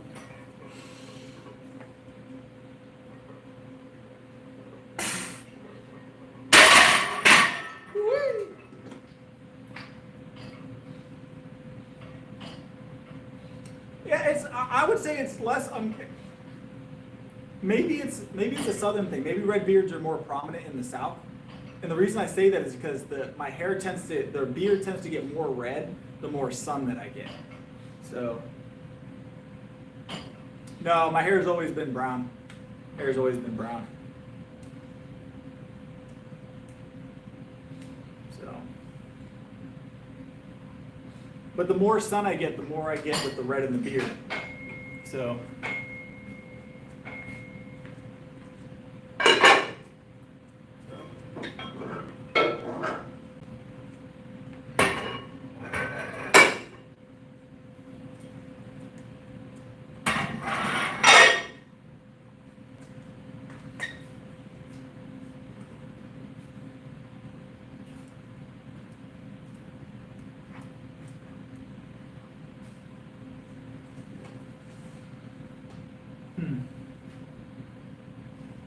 We got this, then we've got rows, and then we've got tries.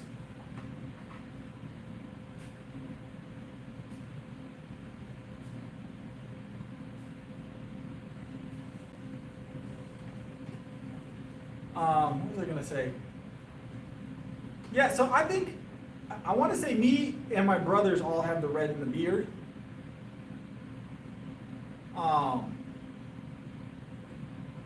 But none of us have red hair. None of us have red hair, just the beard. That's got to be like a Scandinavian thing, like from our, like, I think it's the Scottish, probably the Scottish/Scandinavian side of the family, like that a little bit further back. Definitely where that feature comes from. So.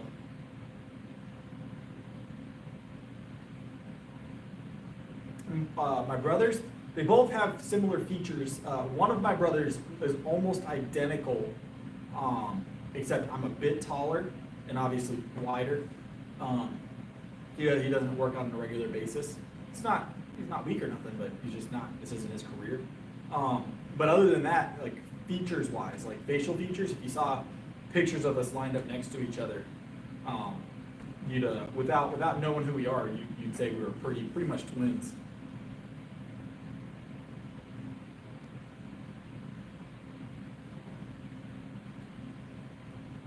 It's probably a lot to do with the Scottish. Yeah, it's probably a lot to do with the Scottish, but there's some Scandinavian roots there too. Some good old Vikings, you know. Anybody with Irish, Scottish heritage, anywhere in that region is probably going to have a little bit of Scandinavian in there too, with everything that went on back then. So there's a lot of stuff happening back in the day out there. You know what I'm saying?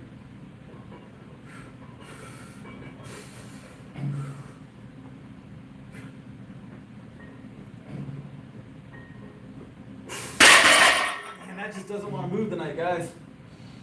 That's been hit or miss for a while, but it should move tonight. We're going to move it tonight. Give me one more attempt. Maybe I'm more spent this week than I thought. Maybe yesterday was a little bit too much on the push. Maybe I shouldn't have done 40 bench reps. Maybe I messed myself up. That's okay. That's okay. It was for the clip, right? It was for the clip. Oh. For the stream, was for you guys.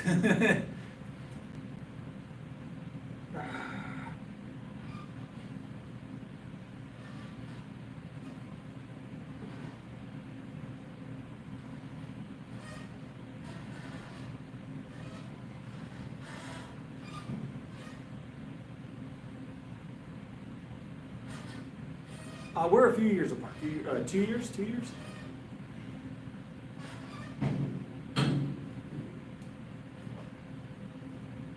Am I a hot Cheetos fan? I don't eat hot Cheetos now. I used to. It's the milk. It's always the milk. This 225 is fighting us tonight. It's all right. It's about where we normally hit. But, yeah, still sucks.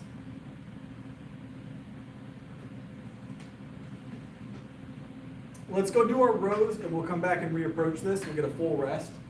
So what did it last time? Last time we took like a 3 to 5 minute rest, came back and we hit it. We actually hit 3:30 last time, or 2:30 last time doing that, or 2:35. So I think the highest we ever hit on this is 2:40, and it was one time. Did we hit 2:40? I think it was 2:35. I can't remember. It was close to this. This is almost PR. This is almost PR, so it makes sense. It makes sense.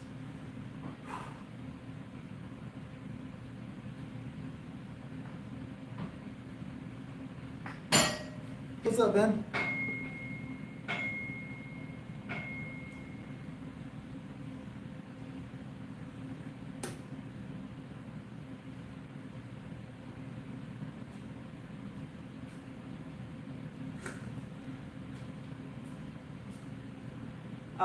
Me and my siblings have a good bit of age difference among us. All the way from, I've got one sibling that's just now about to start college, and I'm 30, obviously, so, there's a drastic difference there.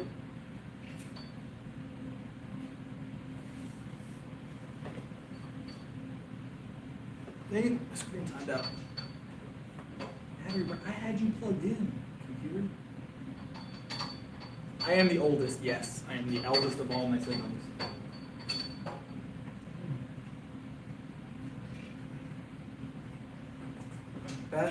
It's just, it makes sense, because I'm the best of all of my siblings. Physically, mentally, hopefully they're watching. They watch from time to time. Hopefully they're watching right now. They'll agree with me. They'll agree in the chat. They'll agree in the chat. If they're here. I am the alpha sibling. All right.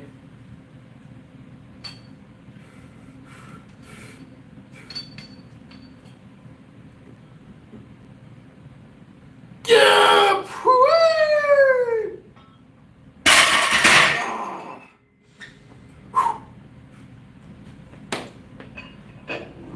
She need more rest.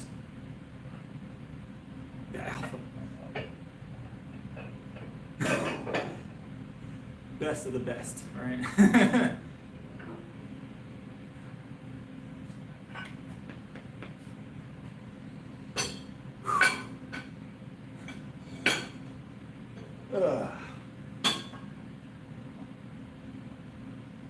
There's the 225 mark. We just had to reapproach it, right? I said I just had to reapproach it.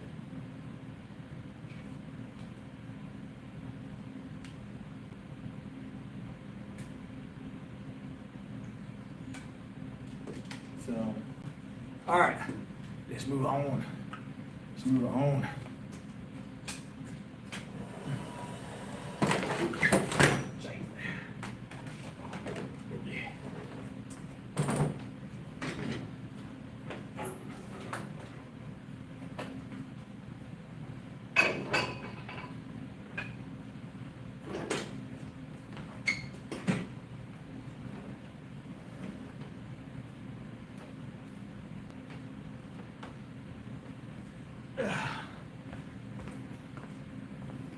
The eldest sibling is universally the best of the siblings. I feel like that's just how nature works. How nature works.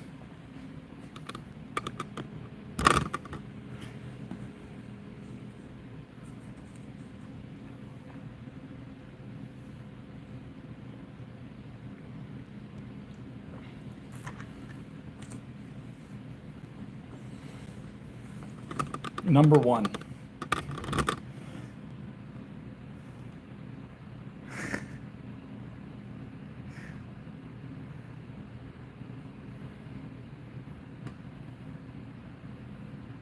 Sounds good, Josh.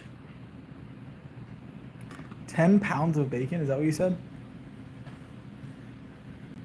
That's just I look, guys, I don't make, I'm not the creator of the science of siblings. I'm just giving you the facts as they've been researched by scientific people probably at some point. We'll discuss the scientific research behind it another time. You know, it's a lot to go into. I'd cite sources, but there's a lot of them. And they have fancy names that I don't know. If you search Wikipedia long enough, you'll find something that confirms that the eldest sibling is the alpha sibling.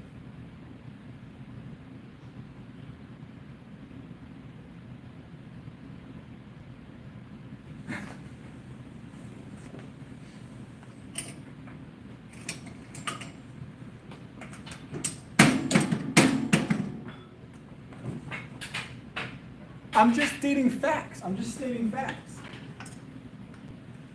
So it goes, the eldest sibling is the alpha sibling, and then the youngest sibling is the one that gets away with everything. All right? The youngest sibling is the one that has no repercussions for their actions growing up. So that's usually how it goes.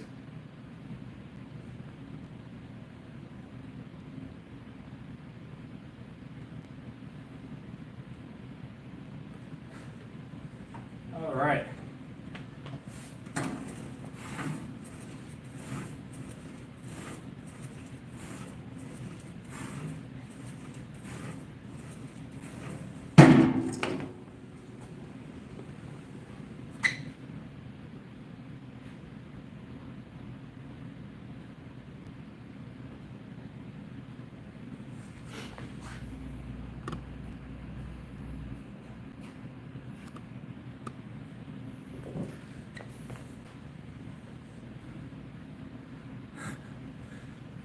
I have children. I can tell you 100%. I don't understand the science or the math behind how it works. I don't understand the science or the math behind how it works. But even in my own children, the youngest of my children, Dalton, he gets away with the most stuff. I think it's because he's the baby. He was the last of the babies. I think that's how it just works.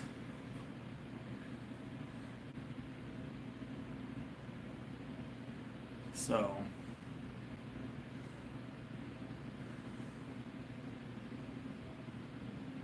that's a solid night, David.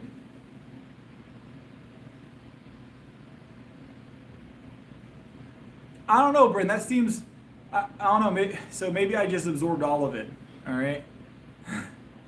Look, so I feel like there's a set amount of aptitude for siblings, and it gets split among the siblings, and it just is up to you to grab as much of it as possible before you're born. And I managed to get a couple of heaping helpings, of aptitude.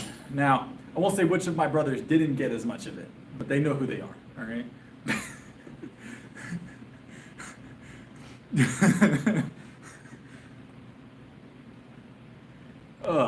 The youngest is. I feel like the youngest is always gonna get away with the most stuff, right? It's just how it works.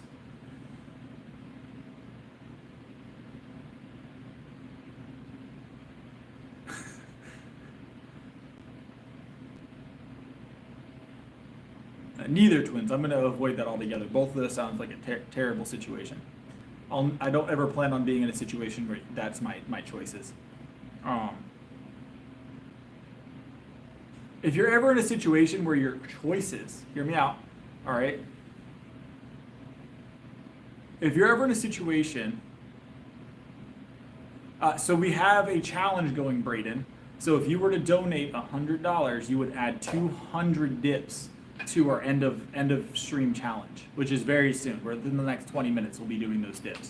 So you would increase our dips from 27 tonight to 227. Which is a significant amount of dips.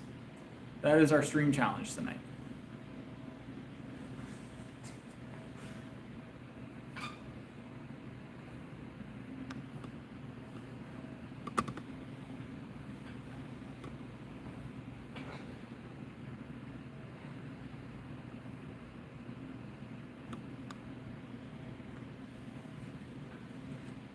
But we get every one of them. I would hit 227 dips. I have no problem doing that. I feel I could do it. It'd be a challenge for sure. It'd be tough. We'd be here for a while, but we could get it done. But yeah, so what was I talking about? Oh yeah, so if you're ever in a situation, right?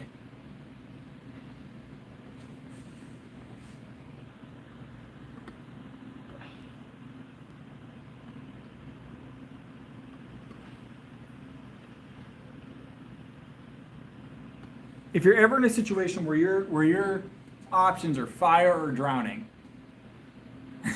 are fire or drowning, okay? Hear me out.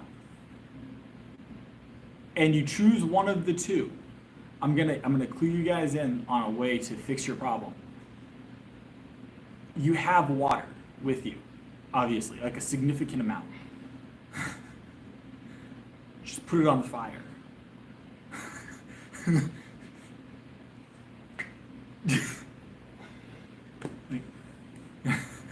I'm just saying. What's up, Brian?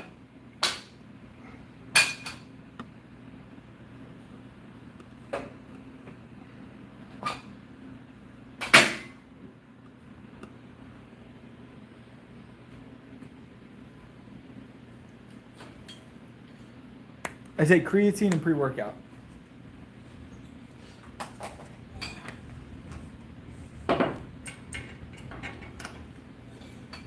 He didn't specify that it was a grease fire. He didn't specify that it was a grease fire.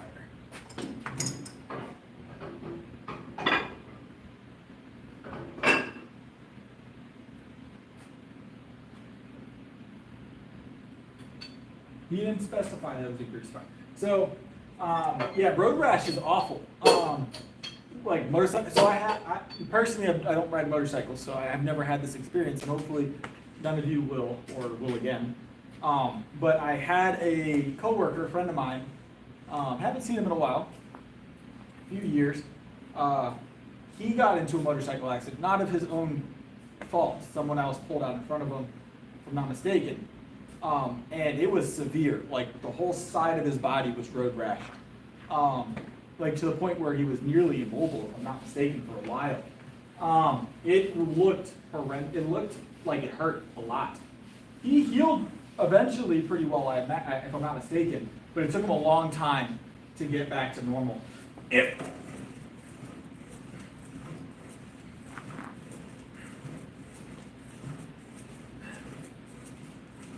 That is not fun stuff.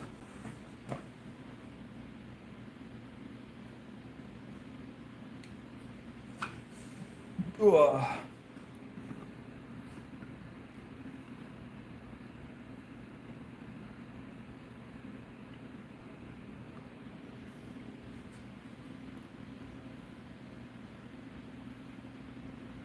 That sounds awful, David. That sounds awful.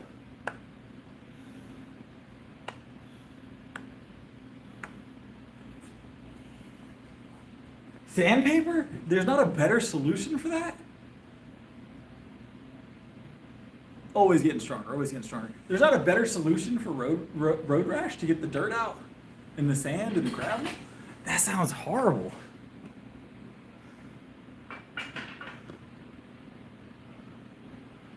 That sounds horrible.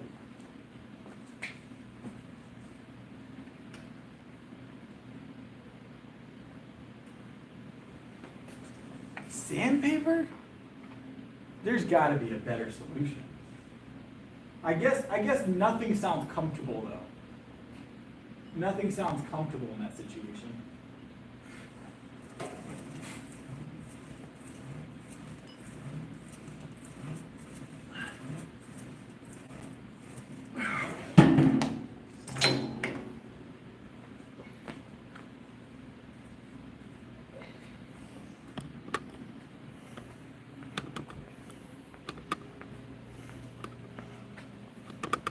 I think the biggest donation we've ever received at one time was 100, and I believe that was Jay. I think Jay at one point did a $100 donation. He actually did more than that night, but it was one donation was $100 is the most we've seen. So.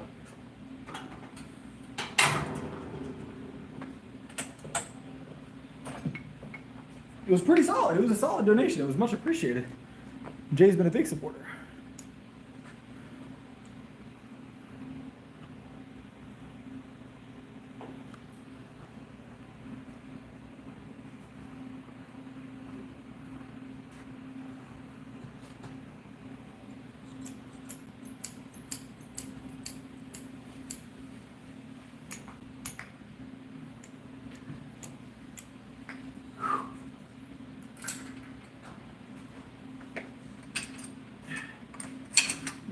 There's got to be a better way to do that. That's got to be.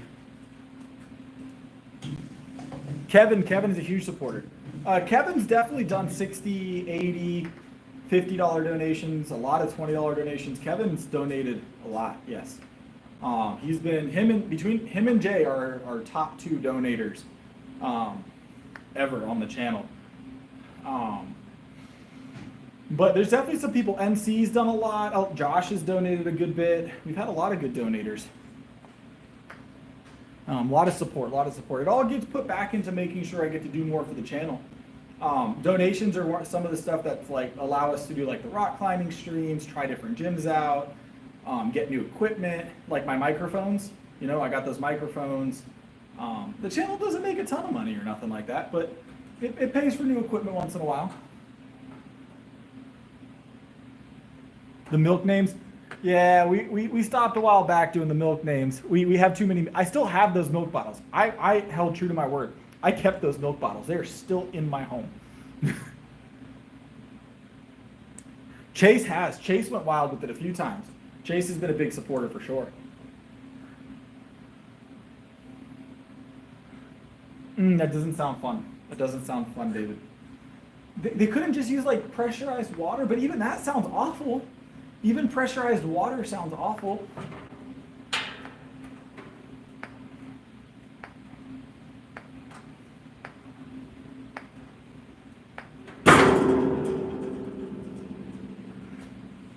We've been streaming earlier, so I think Moss has had a tougher time getting to the stream, but he's been in here a couple times over the last couple days. He just doesn't talk a lot right now.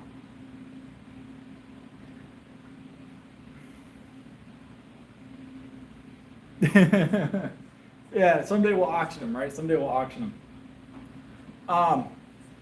I do have news, though. So the garage build is being postponed. I forgot to mention that. The garage build is being postponed. We are going to still work on the garage, but we're going to be postponing the garage build temporarily. I have some other plans for that garage, unfortunately, that have just become a thing. They have just become a thing, so I am still finishing the garage, but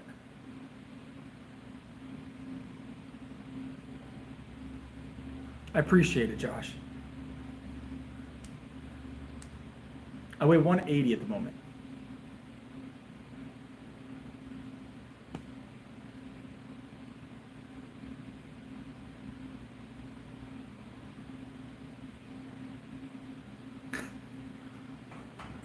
That's rough, Mark. That's rough. How much do I weigh? 180 pounds.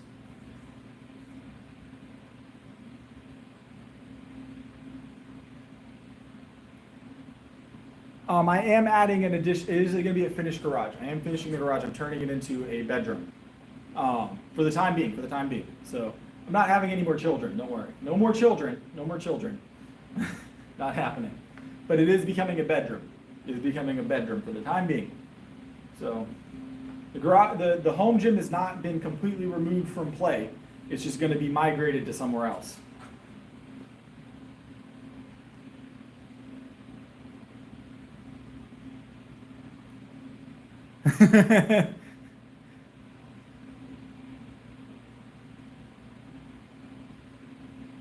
No. 3 is the limit for me, Brent. 3 children. I'm good. I got 3 boys. I'm golden. It's one of my brother's turns. They can. I'll take a niece or nephew. You know. I'll send candy and toys. Ugh.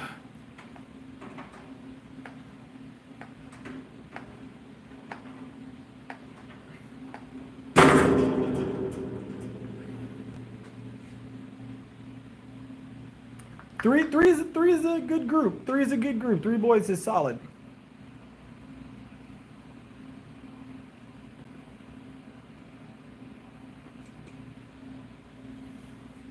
Three is a solid group. And I gotta realize my oldest is about to be 13, and my youngest is 4. So I've got all of the age groups. All of the age groups.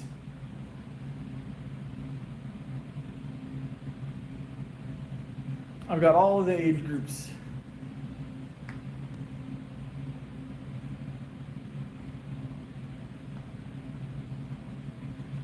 My oldest child is 13. My oldest child is 13. I'm 20, so that gives you an idea. I'm 20 years old, so my oldest is 13, I'm 20, if you guys are trying to do the math on that. I'm 30 years old.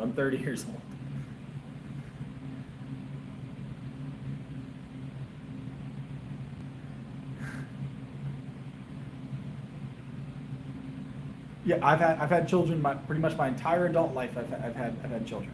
Yes.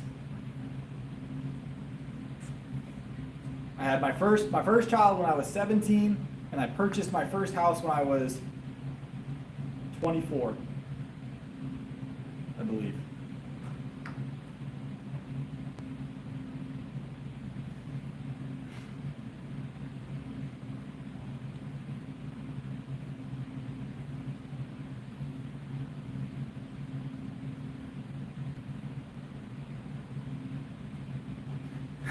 I didn't ignore you, Mark. I must have just missed the question. I must have missed the question.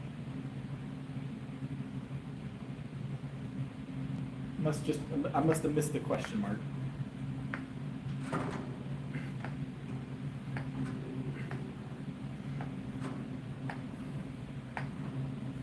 I have 3 children.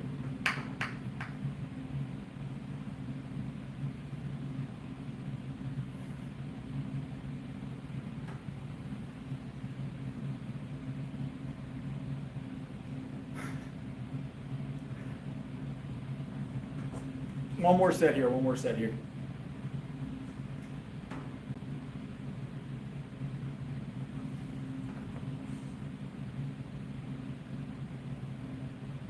Constantly, Mark. That's just how boys do. They just wrestle and throw hands all day.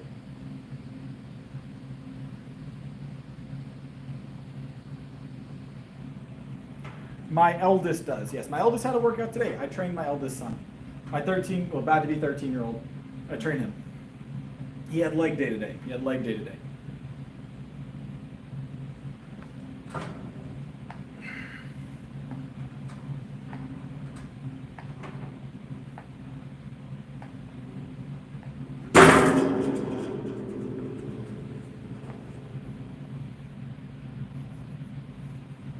Yeah, that's a given, isn't it, Bryn? That's just how the world works.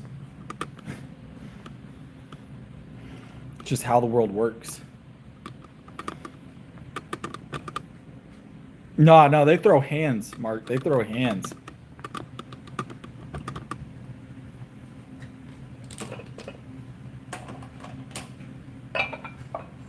One will just come out screaming, and you know exactly what happened.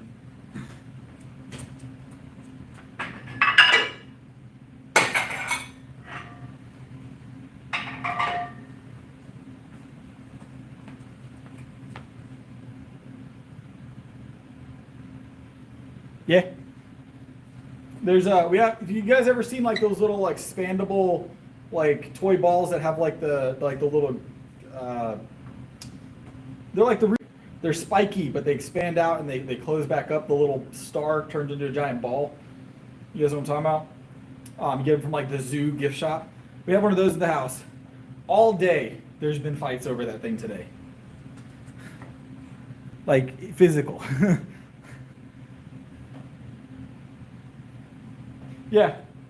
It'll be a perfectly quiet time, and then all of a sudden one has a snack that the other one wants, or one has a toy that the other one wants, and that one doesn't want to give it up. So then you just hear and then a very quiet a very quiet build-up to the loudest scream you'll ever hear in your life. So if you guys have never heard it, you'll hear, and that's all you hear until like a screech at top volume comes out of them, right? You can't hear it, but you hear it building, if that makes sense. That's when you know they're actually hurt, is when it builds up to that crescendo, all right? You're like, oh, like someone actually got hurt. Let's go fix that. You're just waiting for that moment for them to reach the top of the screen, you know?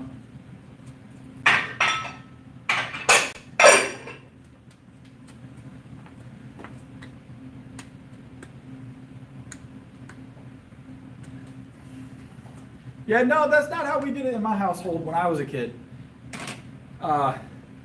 Between me and my brothers, I mean, we had missing teeth. I mean, broken bones. We didn't break each other's bones, but, you know, we were rough.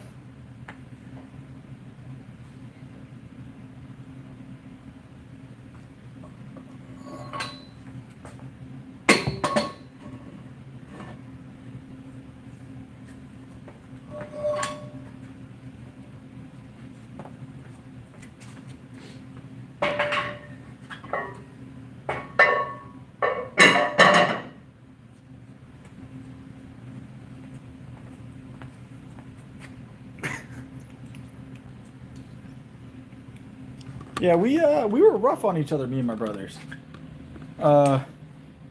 We just had we didn't pull any punches, me and my brothers, physically or any other type of way. We were definitely rough with each other growing up. So.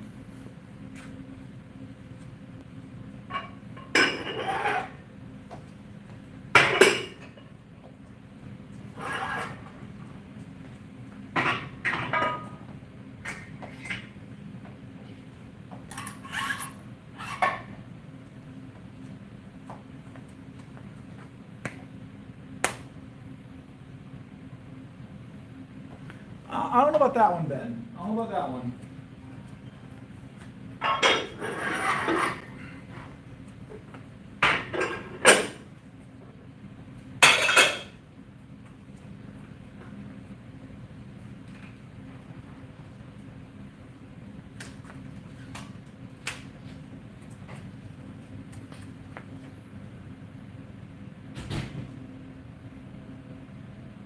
So, yeah, that's the thing. So my youngest is a large human being comparative to most other children his age. He is sizable, okay? He's like 100th percentile his entire toddlerhood, babyhood, right? He's always been 100th percentile or better. He's large. For those of you that don't have children, that means they're like the maximum of the average weights of children their age. So if most children their age are like 20 pounds, he's like 35, right? He's a large. He eats well. And it's only a matter of time, in our opinion, because he is not the aggressor most of the time. It's the middle child. My middle child is the aggressor. It is only a matter of time till he bites back, and my middle child gets a wake up call that he is not in charge.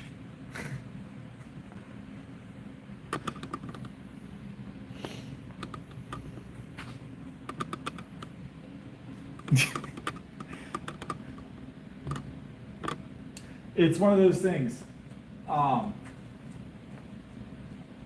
but it's also a fun time. Like, so for those of you that don't have children, you might not understand this, but those of you that have boys will probably understand immediately what I'm talking about. There's a certain age with boys. There's two times it happens.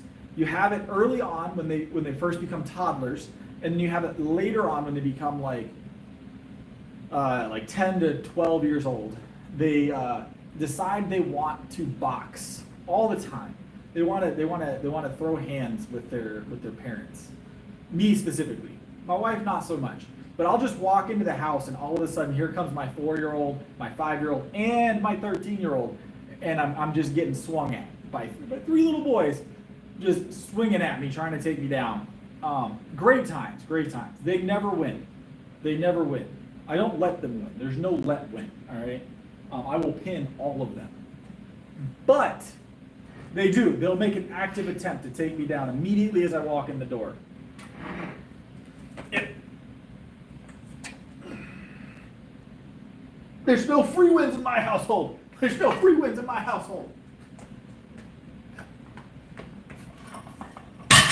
It's a WWE wrestling match every time I walk in the door.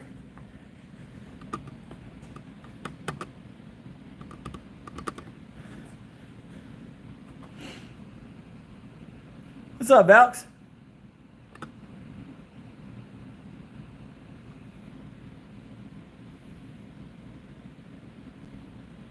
That you got to do that. That's top tier. That's top tier, Bryn. That's top tier.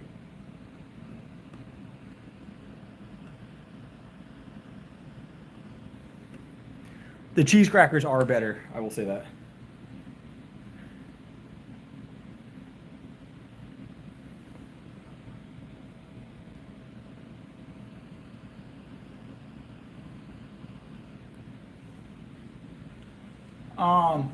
But yeah, it's a fun time. It's top tier. You have to teach your boys to defend themselves. Appreciate it, Doc. I like the peanut butter crackers, Mark, but they're not as good as the cheese crackers. Not as good.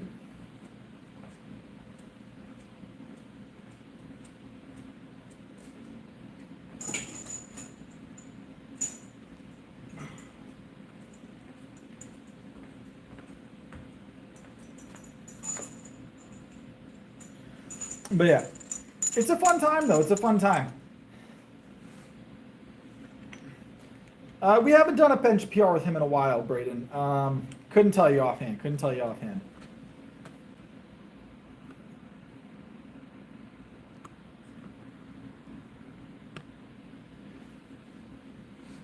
I'm not a big peanut butter consumer. I love peanut butter, but I don't have it in my diet actively right now.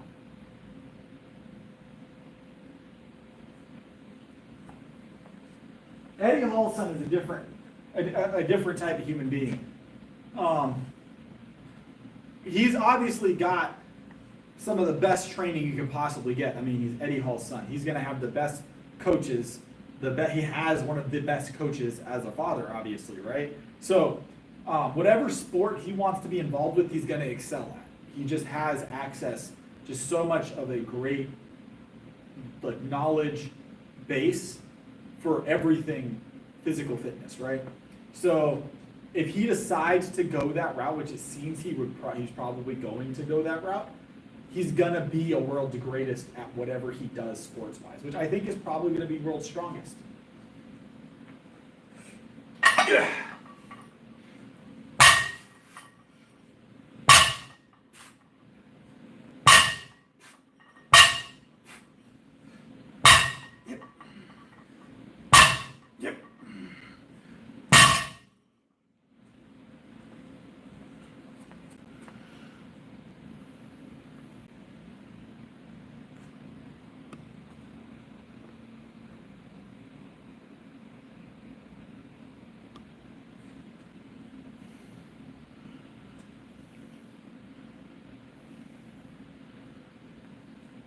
I would say Eddie's son, because of not only just because of the access, but we already know, so Eddie's talked about it, he has certain genetic markers that are extremely rare, that give him a genetic advantage, right? Which is awesome. I have no problem with genetic advantages. But it's one of those things of, it's one of those things that not only is he genetically predisposed to being strong, carrying a lot of muscle, but he's also, I would say, got a earlier start than Eddie Hall, obviously, because as far as, I don't think Eddie Hall's had, at least not at the same level, the coaching that his son is going to have early on, obviously. Because I don't think Eddie Hall's dad was the world's strongest competitor. Maybe he was. I don't know.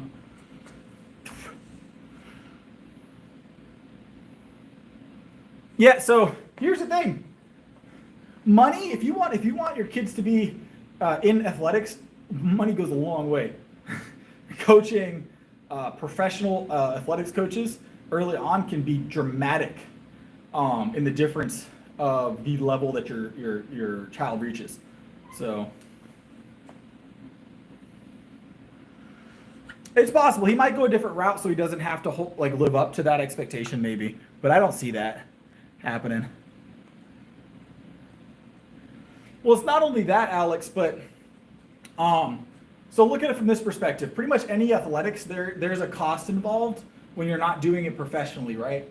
So if you're like an amateur in any athletic community, you're going to be paying to play most of the time, paying for meat, paying for your own supplements, things like that, right? As you progress and you become more and more good at your sport and you get more and more traction in your sport, things become inexpensive because a lot of people want to give you things for free or invite you to things for free. So you start to have to spend less money, right? Like Eddie Hall's son is probably never going to have to pay for a meet. Like he's never going to have to pay to sign up for a meet. But he's just going to put his name on the roster. I wouldn't imagine anybody's going to charge him. They're probably going to pay him to show up.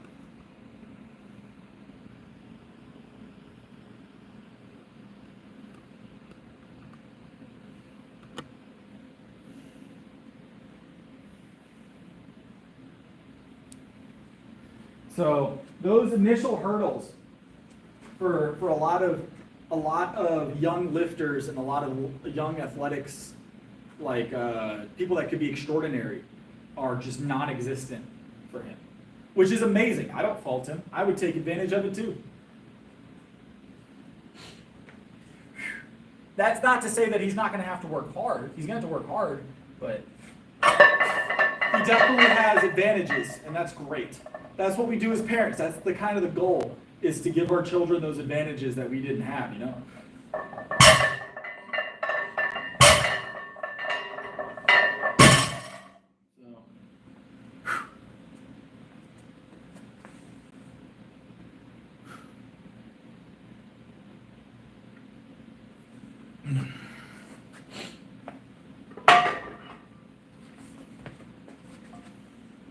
Oh yeah, 100%, 100%.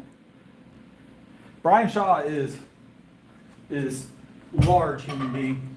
I like the fact that he's branching out and trying other stuff too. It just shows how multifaceted it can be, you know? Well, I think Eddie's kind of 100%, Bryn. Makes a difference, doesn't it? Eddie's days of like competing actively, I say, are gone for like strongman. But if Eddie decided he wanted to branch off into another sport, I think he could be great. So I think if he branched off into any other sport, he could still do really, really well.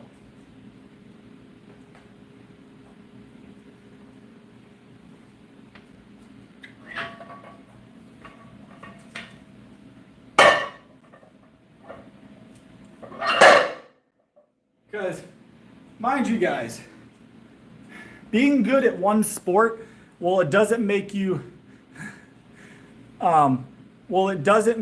good at every sport. It is definitely a prerequisite, right? So if you're good at, let's say, bodybuilding is a tough one.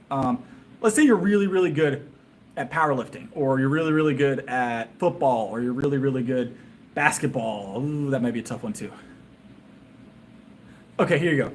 If you're really good at football and you retire from football, those athletics are going to carry over into other athletics, just like any other sport, right? Or powerlifting. You're going to be at least okay at most other sports that involve general fitness. So like strength sports, a lot of that carries over.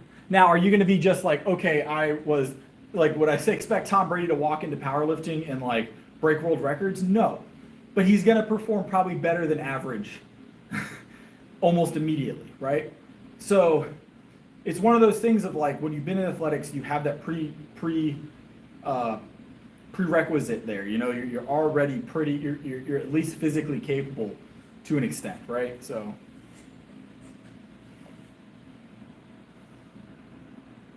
Yeah, there you go. Like Cowboy said, like going from power to bodybuilding. Yes.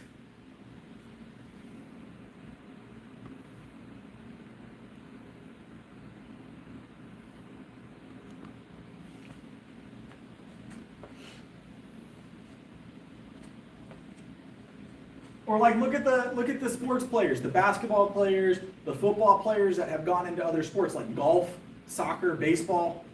They do well. They do better than average. They're already, kind of built for sport, A lot of it carries over. There's some technicals that don't, but a lot of it carries over. You're going to be I would say you pull a professional baseball player and stick him on a football field, right? He's gonna be better than even some of the best recreational football players, right? The best recreational football players. He's gonna be better than them. Generally. Physically, it's a prerequisite, right? Now, it depends on the position too, but I'm gonna give him a higher chance of being really good at that sport. Because he is going to be physically, it's prerequisite for it. Like I said, I keep saying prerequisite, I don't know the word to use. So it carries over. So I think realistically Eddie Hall could go and he could box, he could arm wrestle, he could power lift, he could do CrossFit maybe. He could play dodgeball. He's going to be pretty good at it. He's going to be pretty good at it. At least at a minimum. Playing dodgeball against Eddie Hall would be nerve-wracking, by the way, now that I'm thinking about it. Playing dodgeball against Eddie Hall would put you on edge immediately.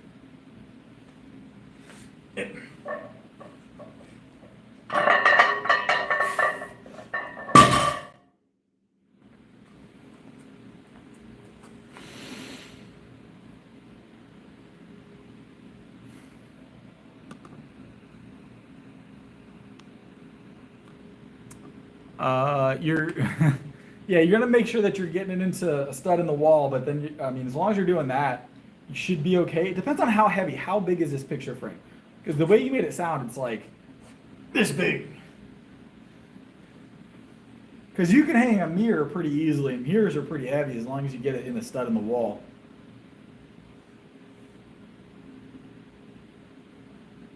It's defective, Mark. I think it's defective. You might want to get a new one.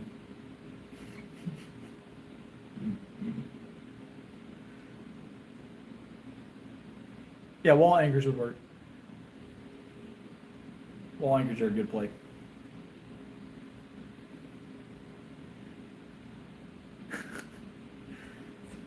Me personally, I would just some Elmer's glue and just the whole back of the frame and just hold it there for a few minutes.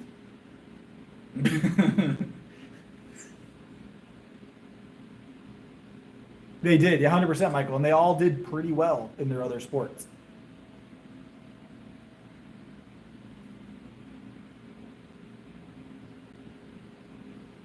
I'm going to assume I was joking, Bryn. I'm going to assume double-sided tape. I've never tried that. We have earthquakes here in South Carolina from time to time, and our pictures have been jumping off the wall. So I might have to start doing double-sided tape.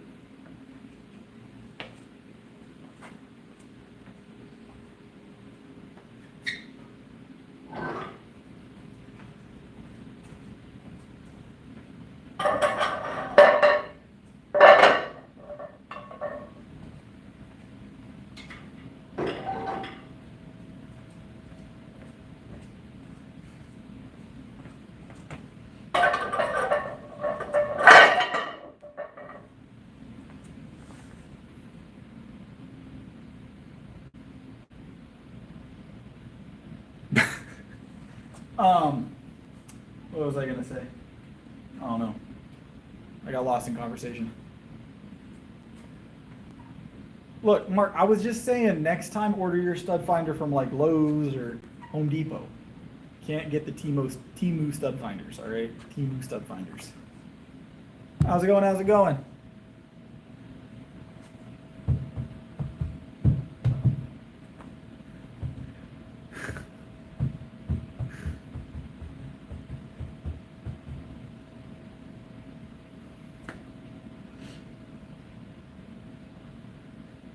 The Milwaukee.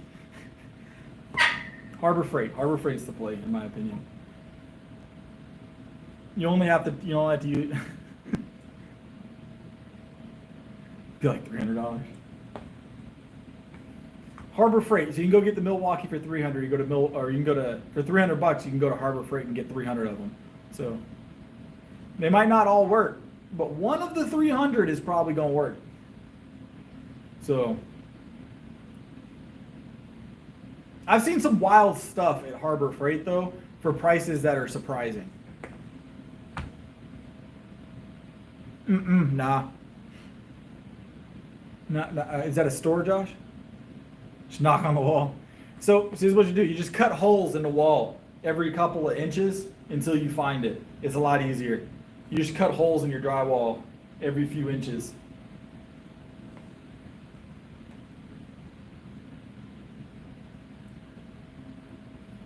No, but yeah, if you find a stud, and you put a nail or a screw in the stud, you're gonna be all right. It should hold it. That and maybe like one of those little wall anchors, you know. Where do you guys remember the thing they used to sell? What was it called? Hercules hooks? Grab a couple of them. Y'all remember the Hercules hooks commercial? It was supposed to hold like an entire grown man or something, and it was like this big. Did those actually work? Does anybody know if those actually worked?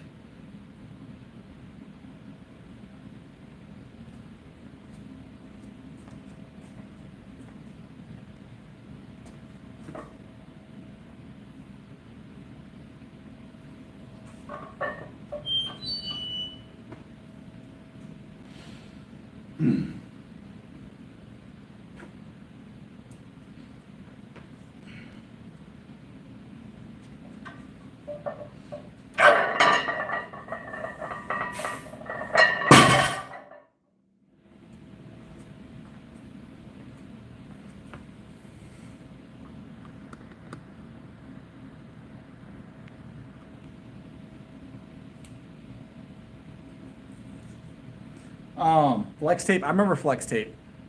The flex tape and the flex seal commercials were always wild. They're like, do you have a 300-gallon water jug that's just leaking in your living room? Flex tape. And they just, do you have canoes with assorted holes in the bottom that you don't want to get rid of? Flex tape. So that's what you want to trust on the water.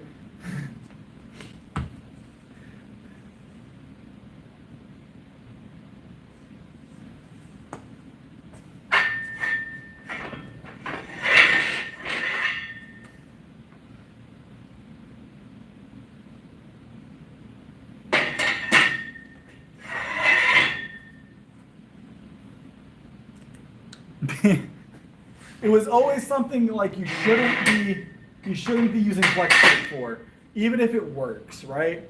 Yeah, like an oil leak.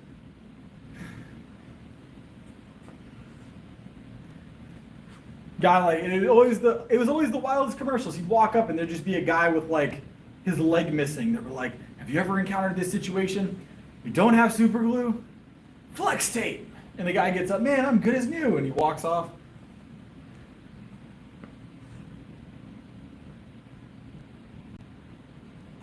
Yeah, he did the whole boat, the bottom of the boat, like he did the entire bottom. It's like, man, even if that does work, like the screen door on the bottom of the boat, he like flex sealed it. Even if that does work, which I'm skeptical, but even if it does work,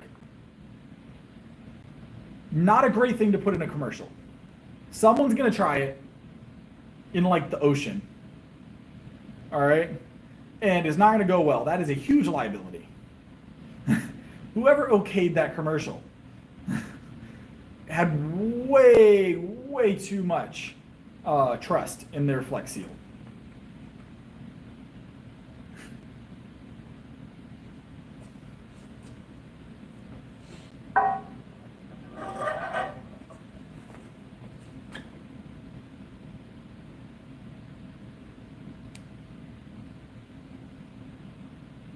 JB Weld's built different.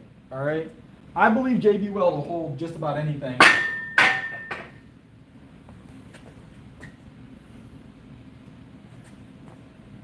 Yeah, I don't. That doesn't seem like an efficient use for shorebird. It doesn't seem like an efficient use of product.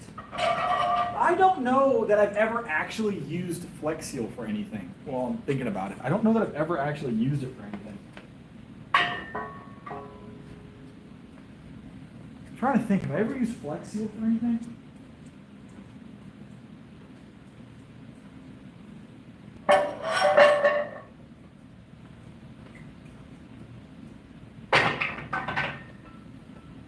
No, I can't say I have. Can't say I have.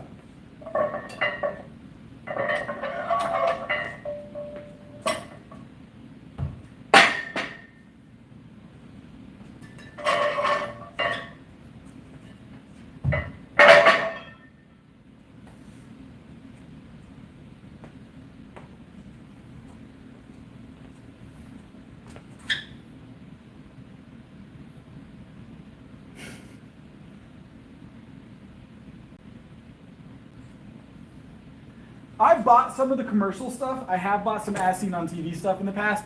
You know what was the worst as seen on TV product I've ever purchased?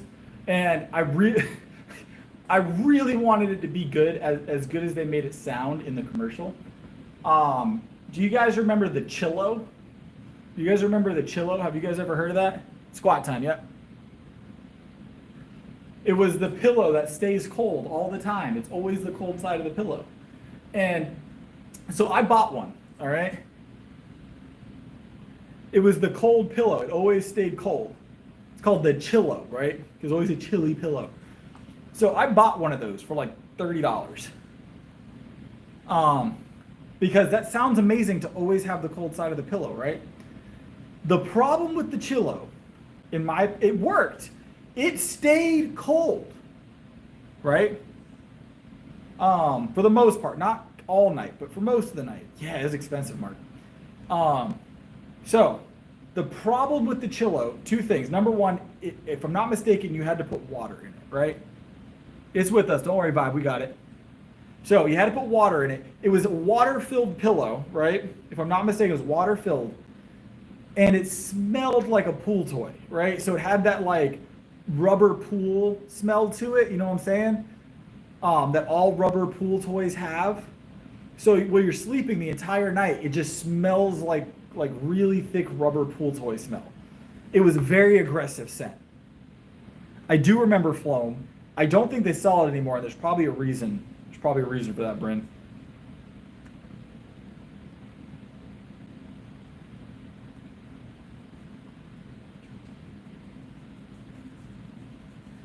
Was it Floam was a big one? What was the moon sand? Did you guys ever have moon sand? No one ever actually had moon sand. I knew one person my entire childhood that had moon sand. All right.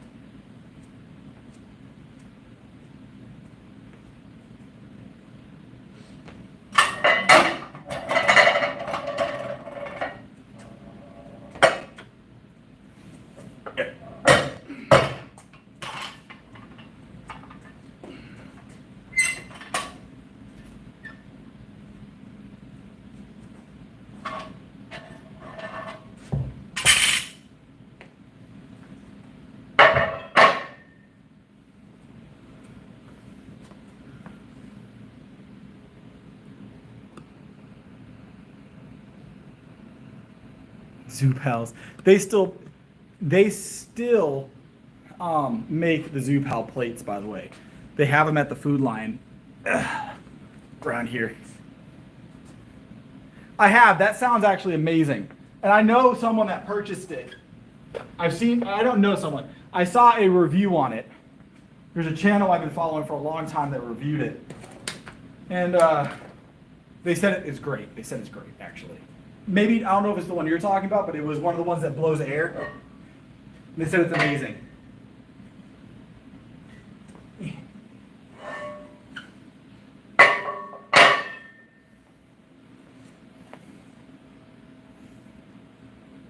Yeah, they're expensive.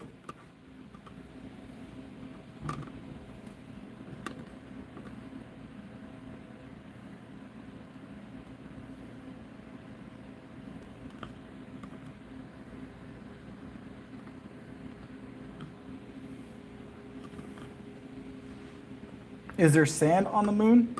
Probably. I mean, there's gonna be dirt on the moon. It's a rock, right? It's just basically a big chunk of rock. It's gonna have some kind of sandy material up there, I imagine.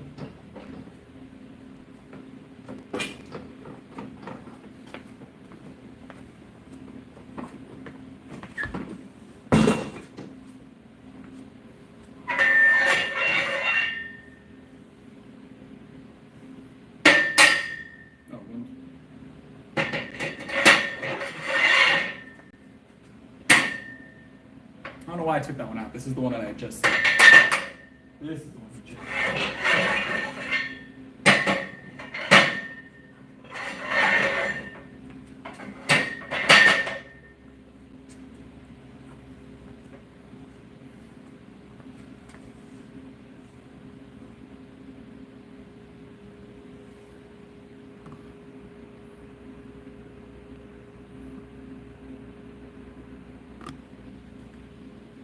rack pulls, no, we're doing squats.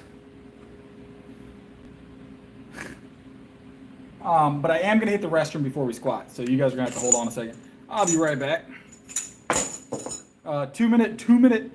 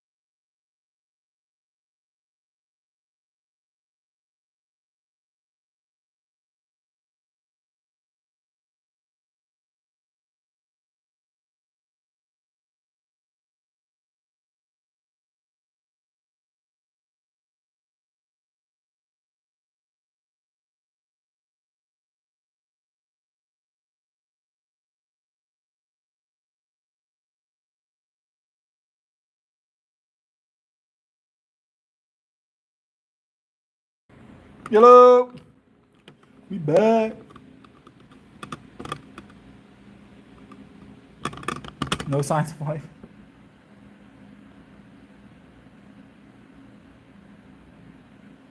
What are we talking about? I wasn't gone that long. I was not gone that long.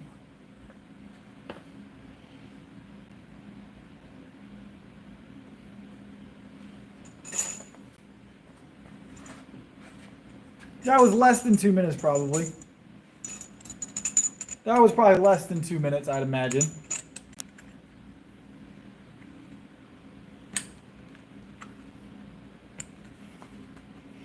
All right.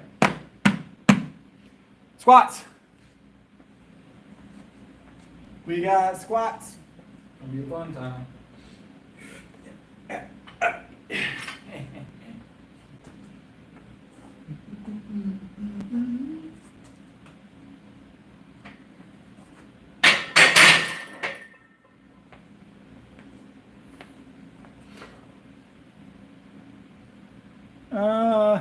If I can remove a bug, like if it's a spider, I'll remove it from my house, generally.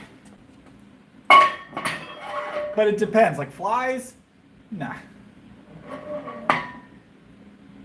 They need to go. Outside, I don't have a reason to kill a bug outside. That's like their habitat.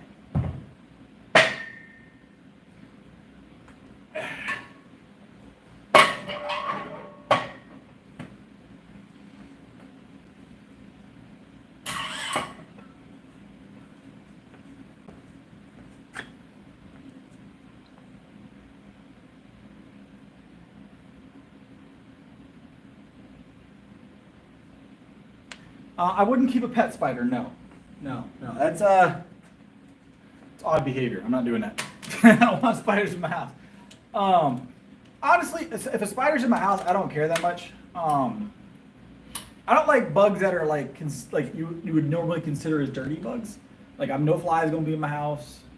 Gonna get rid of them. I got one of those electric fly swatters, the one that have like the electric tennis racket looking ones. Yeah, you know what I'm talking about. Those are an as seen on TV product. I got those things work, by the way. Those electric fly swatters, those work.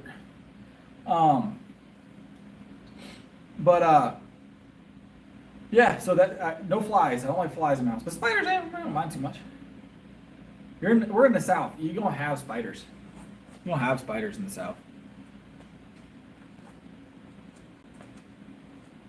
But I'm not keeping them as a pet. I'm not keeping them as a pet.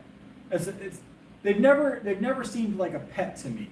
Now, if I was gonna have a pet spider, it would 100% be one of those little jumping spiders. One of those little jumping spiders. Those are pretty cool.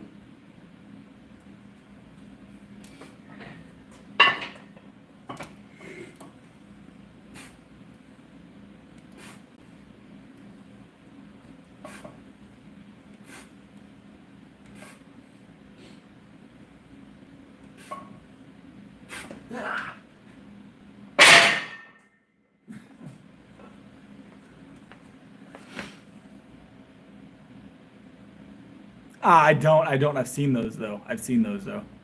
The Fairlife's here. The Fairlife's here, Z. 100%. We've got it.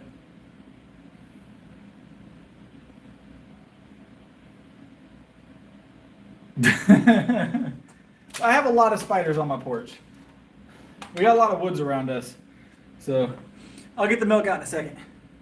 See, now I'm regretting putting this plate face down. Look at that. There we go.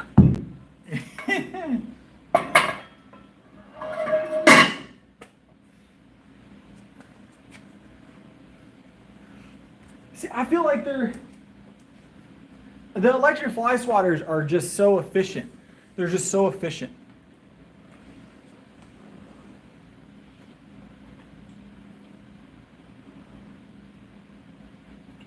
Ugh.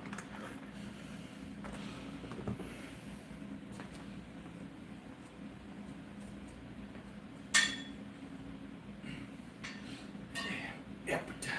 Ooh. Gotta get this collar off.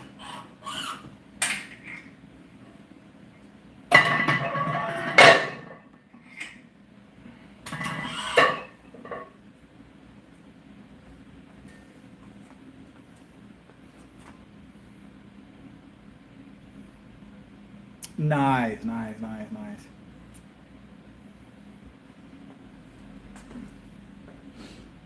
I'll tell you, if you guys don't have them, if you guys have like flies where you're like, I know certain areas of the U.S. and the world don't have as big of a fly issue as some of the southern states here in the U.S.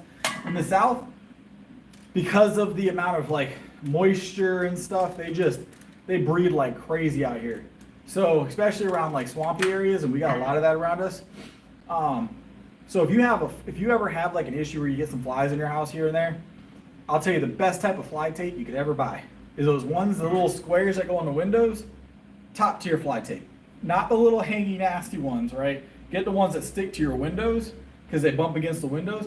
Take them all out. I don't like having flies in my house, so I have those up during the summer.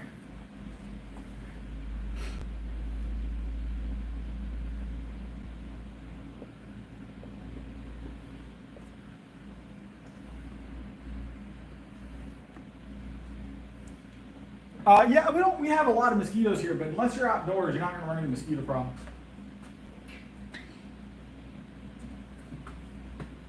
At least here you won't.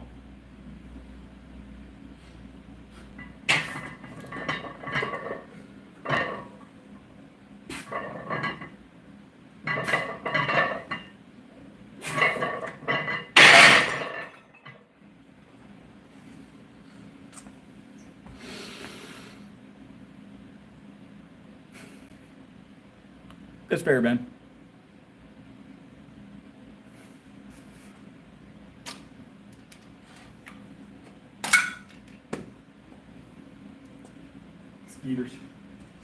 Mosquitoes. Mosquitoes.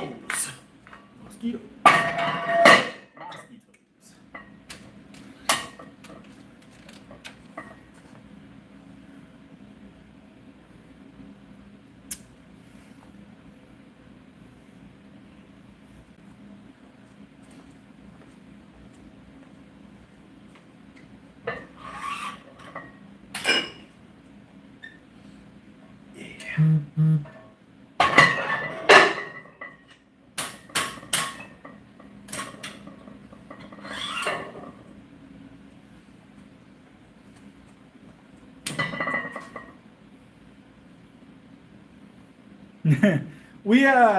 any of y'all ever seen the indoor bug zappers? The ones you like hang from your like roof? The big old box ones? I got one of those. We used to hang it up all the time. You just be in like your bedroom at night and you hear whoosh.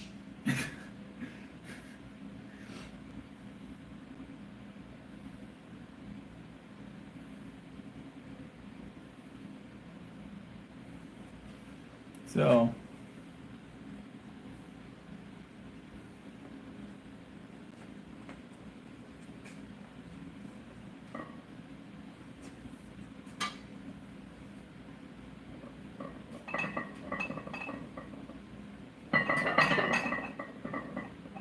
should I be concerned with the right knees that much? What do you guys think? No, it's fine? Okay. That's what waivers are for. Alright, let's go.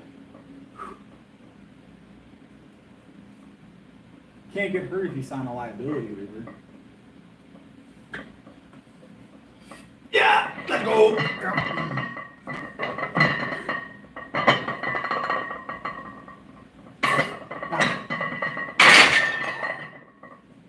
Ah.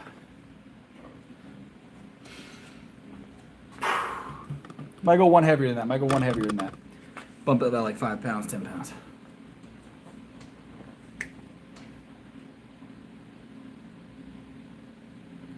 Ugh.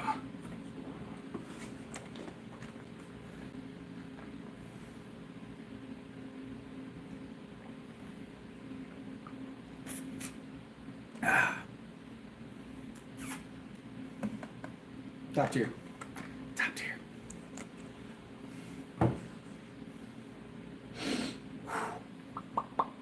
All right. Let's slap another 5er on there. So I don't listen to music when I lift, Z. I don't listen to music when I lift. But I usually go for pretty hype songs when I do listen to music. When I was listening to music with lifting, I do like Skillet was always on my playlist. It was always very high energy. A lot of Akon. Akon is definitely one of my favorite artists, actually, even now. Akon is my number one artist. Chingy. I was a big fan of Chingy. He's on my playlist. These are probably names some of you haven't heard, depending on how old you are.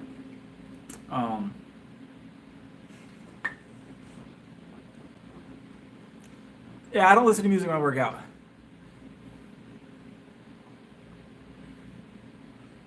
Nelly's another one that's on my playlist.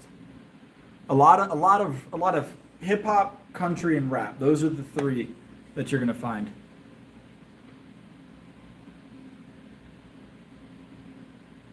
Yes, like early 2000 Chingy, yeah. Early 2000s, yep. Ching-a-ling.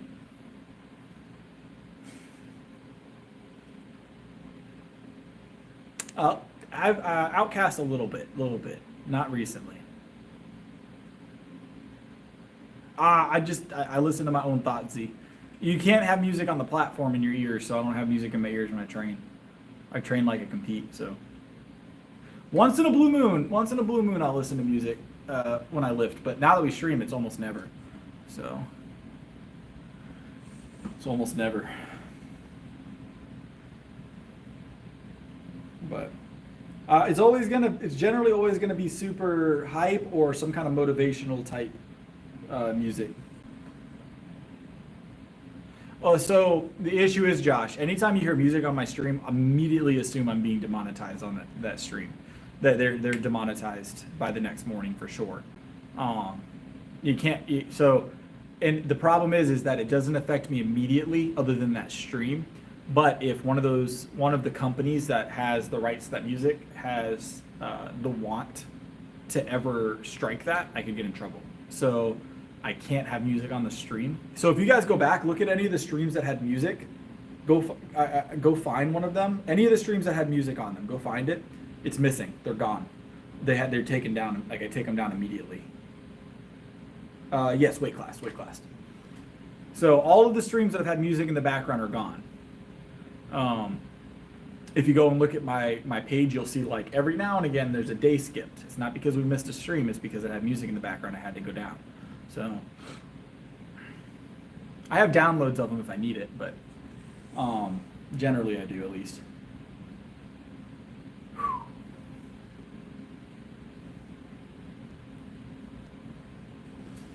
All right, let's add this 5. Let's hit this and let's go do those dips. If anybody wants to add to the dip total, you still can. After this squat, we're gonna go do our dips though. So we're gonna hit one more squat, and it was super chat. Every dollar super chatted was 2 dips. Right now we're at 27 dips. So if you want to add to that total, it's still available to do so. All right, one more squat tonight. One more squat tonight. Then we got our dips.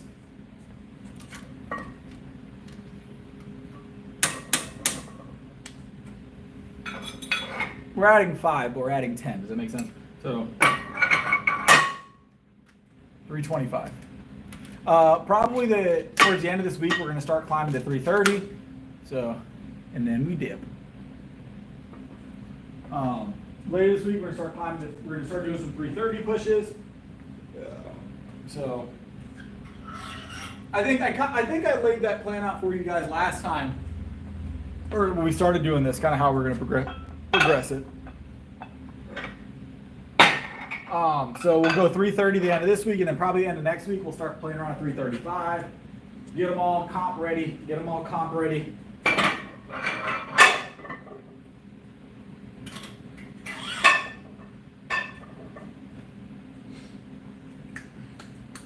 All right, 325. That's the heaviest we're going on the squat tonight. So we had a storm out here. It might be coming back around.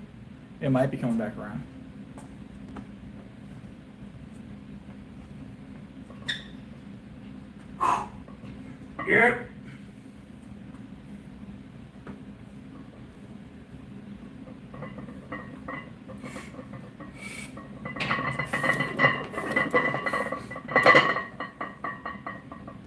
Yeah. Woo.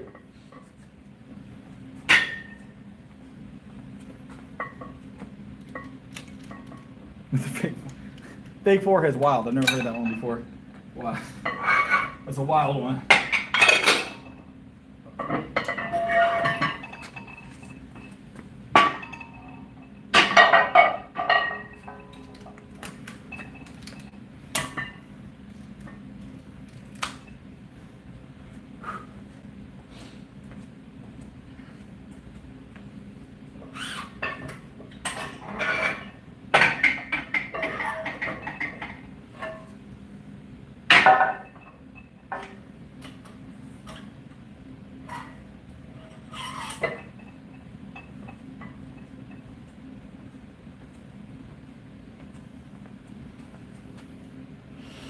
All right, we're going to do a drop set to 225. I want to do one drop set real quick.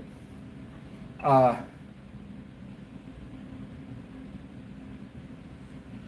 think we have a few people that don't lift that come in here pretty regularly, Bryn.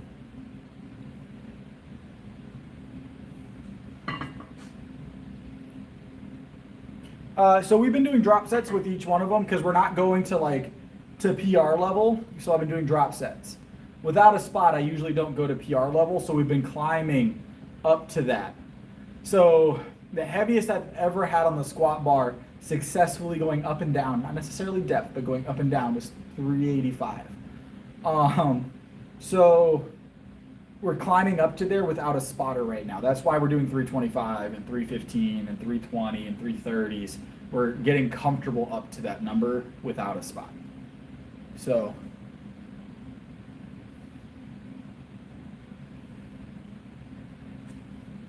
so I do my drop sets on squats specifically, kind of the same way I do bench drops, but I just do them more often with squats. Squats are one of those things I feel like you need because of the way everything works together with the squat, you have you have a lot of muscles that work together. That's very compound, kind of like the bench. Those drop sets are helpful once in a while. Dips are immediately after squats tonight. Immediately after squats tonight. Like we're gonna do this, and we're gonna go we're gonna immediately go over the dip thing and knock them out. So.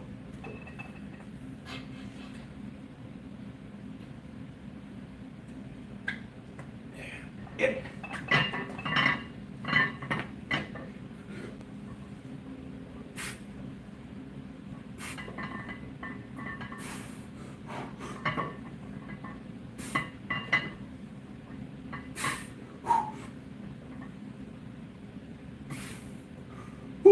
Yeah.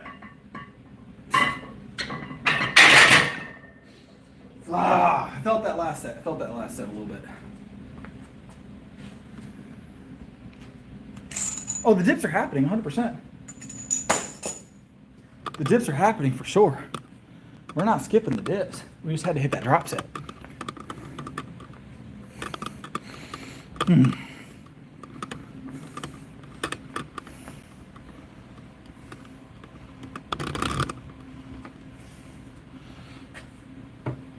What's up, Joshy?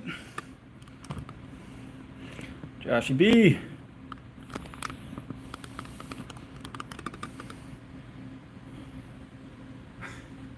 All right, we got dips. So the dip challenge tonight, our super chat challenge tonight was y'all decided on dips. So every dollar that was super chatted tonight, we're doing a single dip or 2 dips per dollar. So we had a member. So we had Just Josh, and he became a member, and he donated $10 via super chat tonight. So we are 7 for the membership, and then 20 for the super chat. So that makes 27 dips. 27 dips. We'll do them in one set. We'll do them in one set. We'll do them in one set.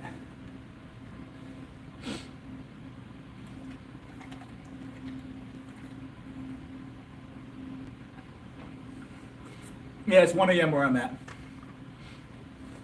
All right, one set, 27 dips. Nice and easy. If anybody else wants to add to it, now is the time, because as soon as my hands are on those bars, it cuts off. All right.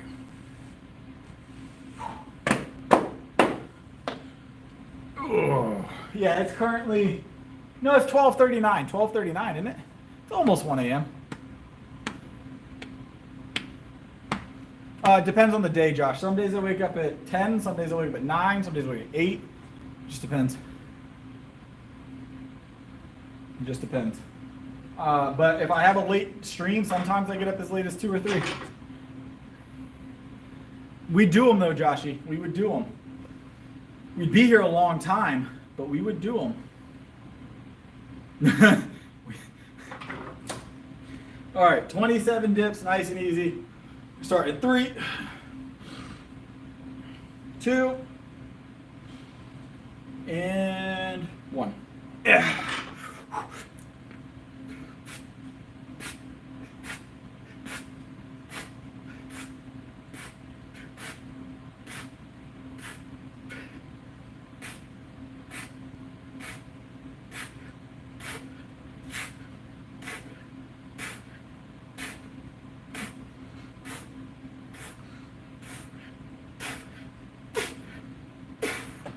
Whee! 27 dips. Y'all let me get an easy out tonight. I feel like y'all let me get an easy out tonight.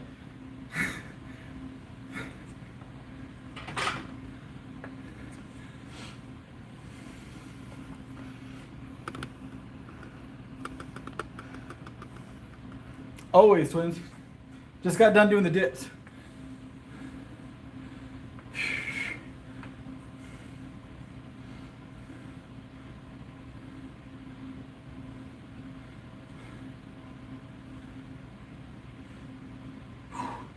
Y'all gave me an easy out tonight.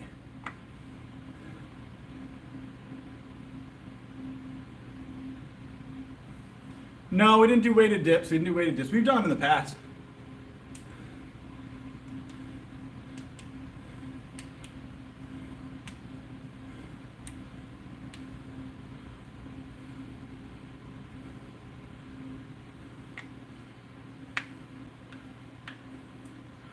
Oh, easy work, guys. Easy work tonight. I appreciate all the support, Josh.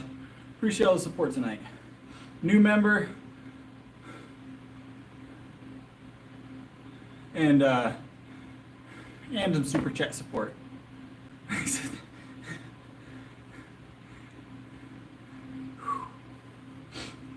Ugh. Alrighty, well that is the night, guys. That is the night. It is time for me to get some rest. It's time for me to go get some rest and get prepped for tomorrow. We'll be back on again tomorrow. So, back on again tomorrow. But appreciate y'all coming. I'm gonna go get some rest, and then tomorrow we'll be benching again, and we'll be deadlifting tomorrow. Tomorrow's Thursday. We'll be squatting though. We'll be benching, squatting, all the normal stuff. We'll be at probably this gym, but maybe the other gym. I haven't decided yet. I've kind of been enjoying going to the other gym recently, but I haven't solidified how many days we're gonna do that. So, but all right, y'all have a good one. I'm gonna go get to the house. Hopefully the storm subsided. So, but our internet lasted all the way through the stream, even with the storm. So we did well, I suppose. But all right, y'all have a good one. God bless. Whew.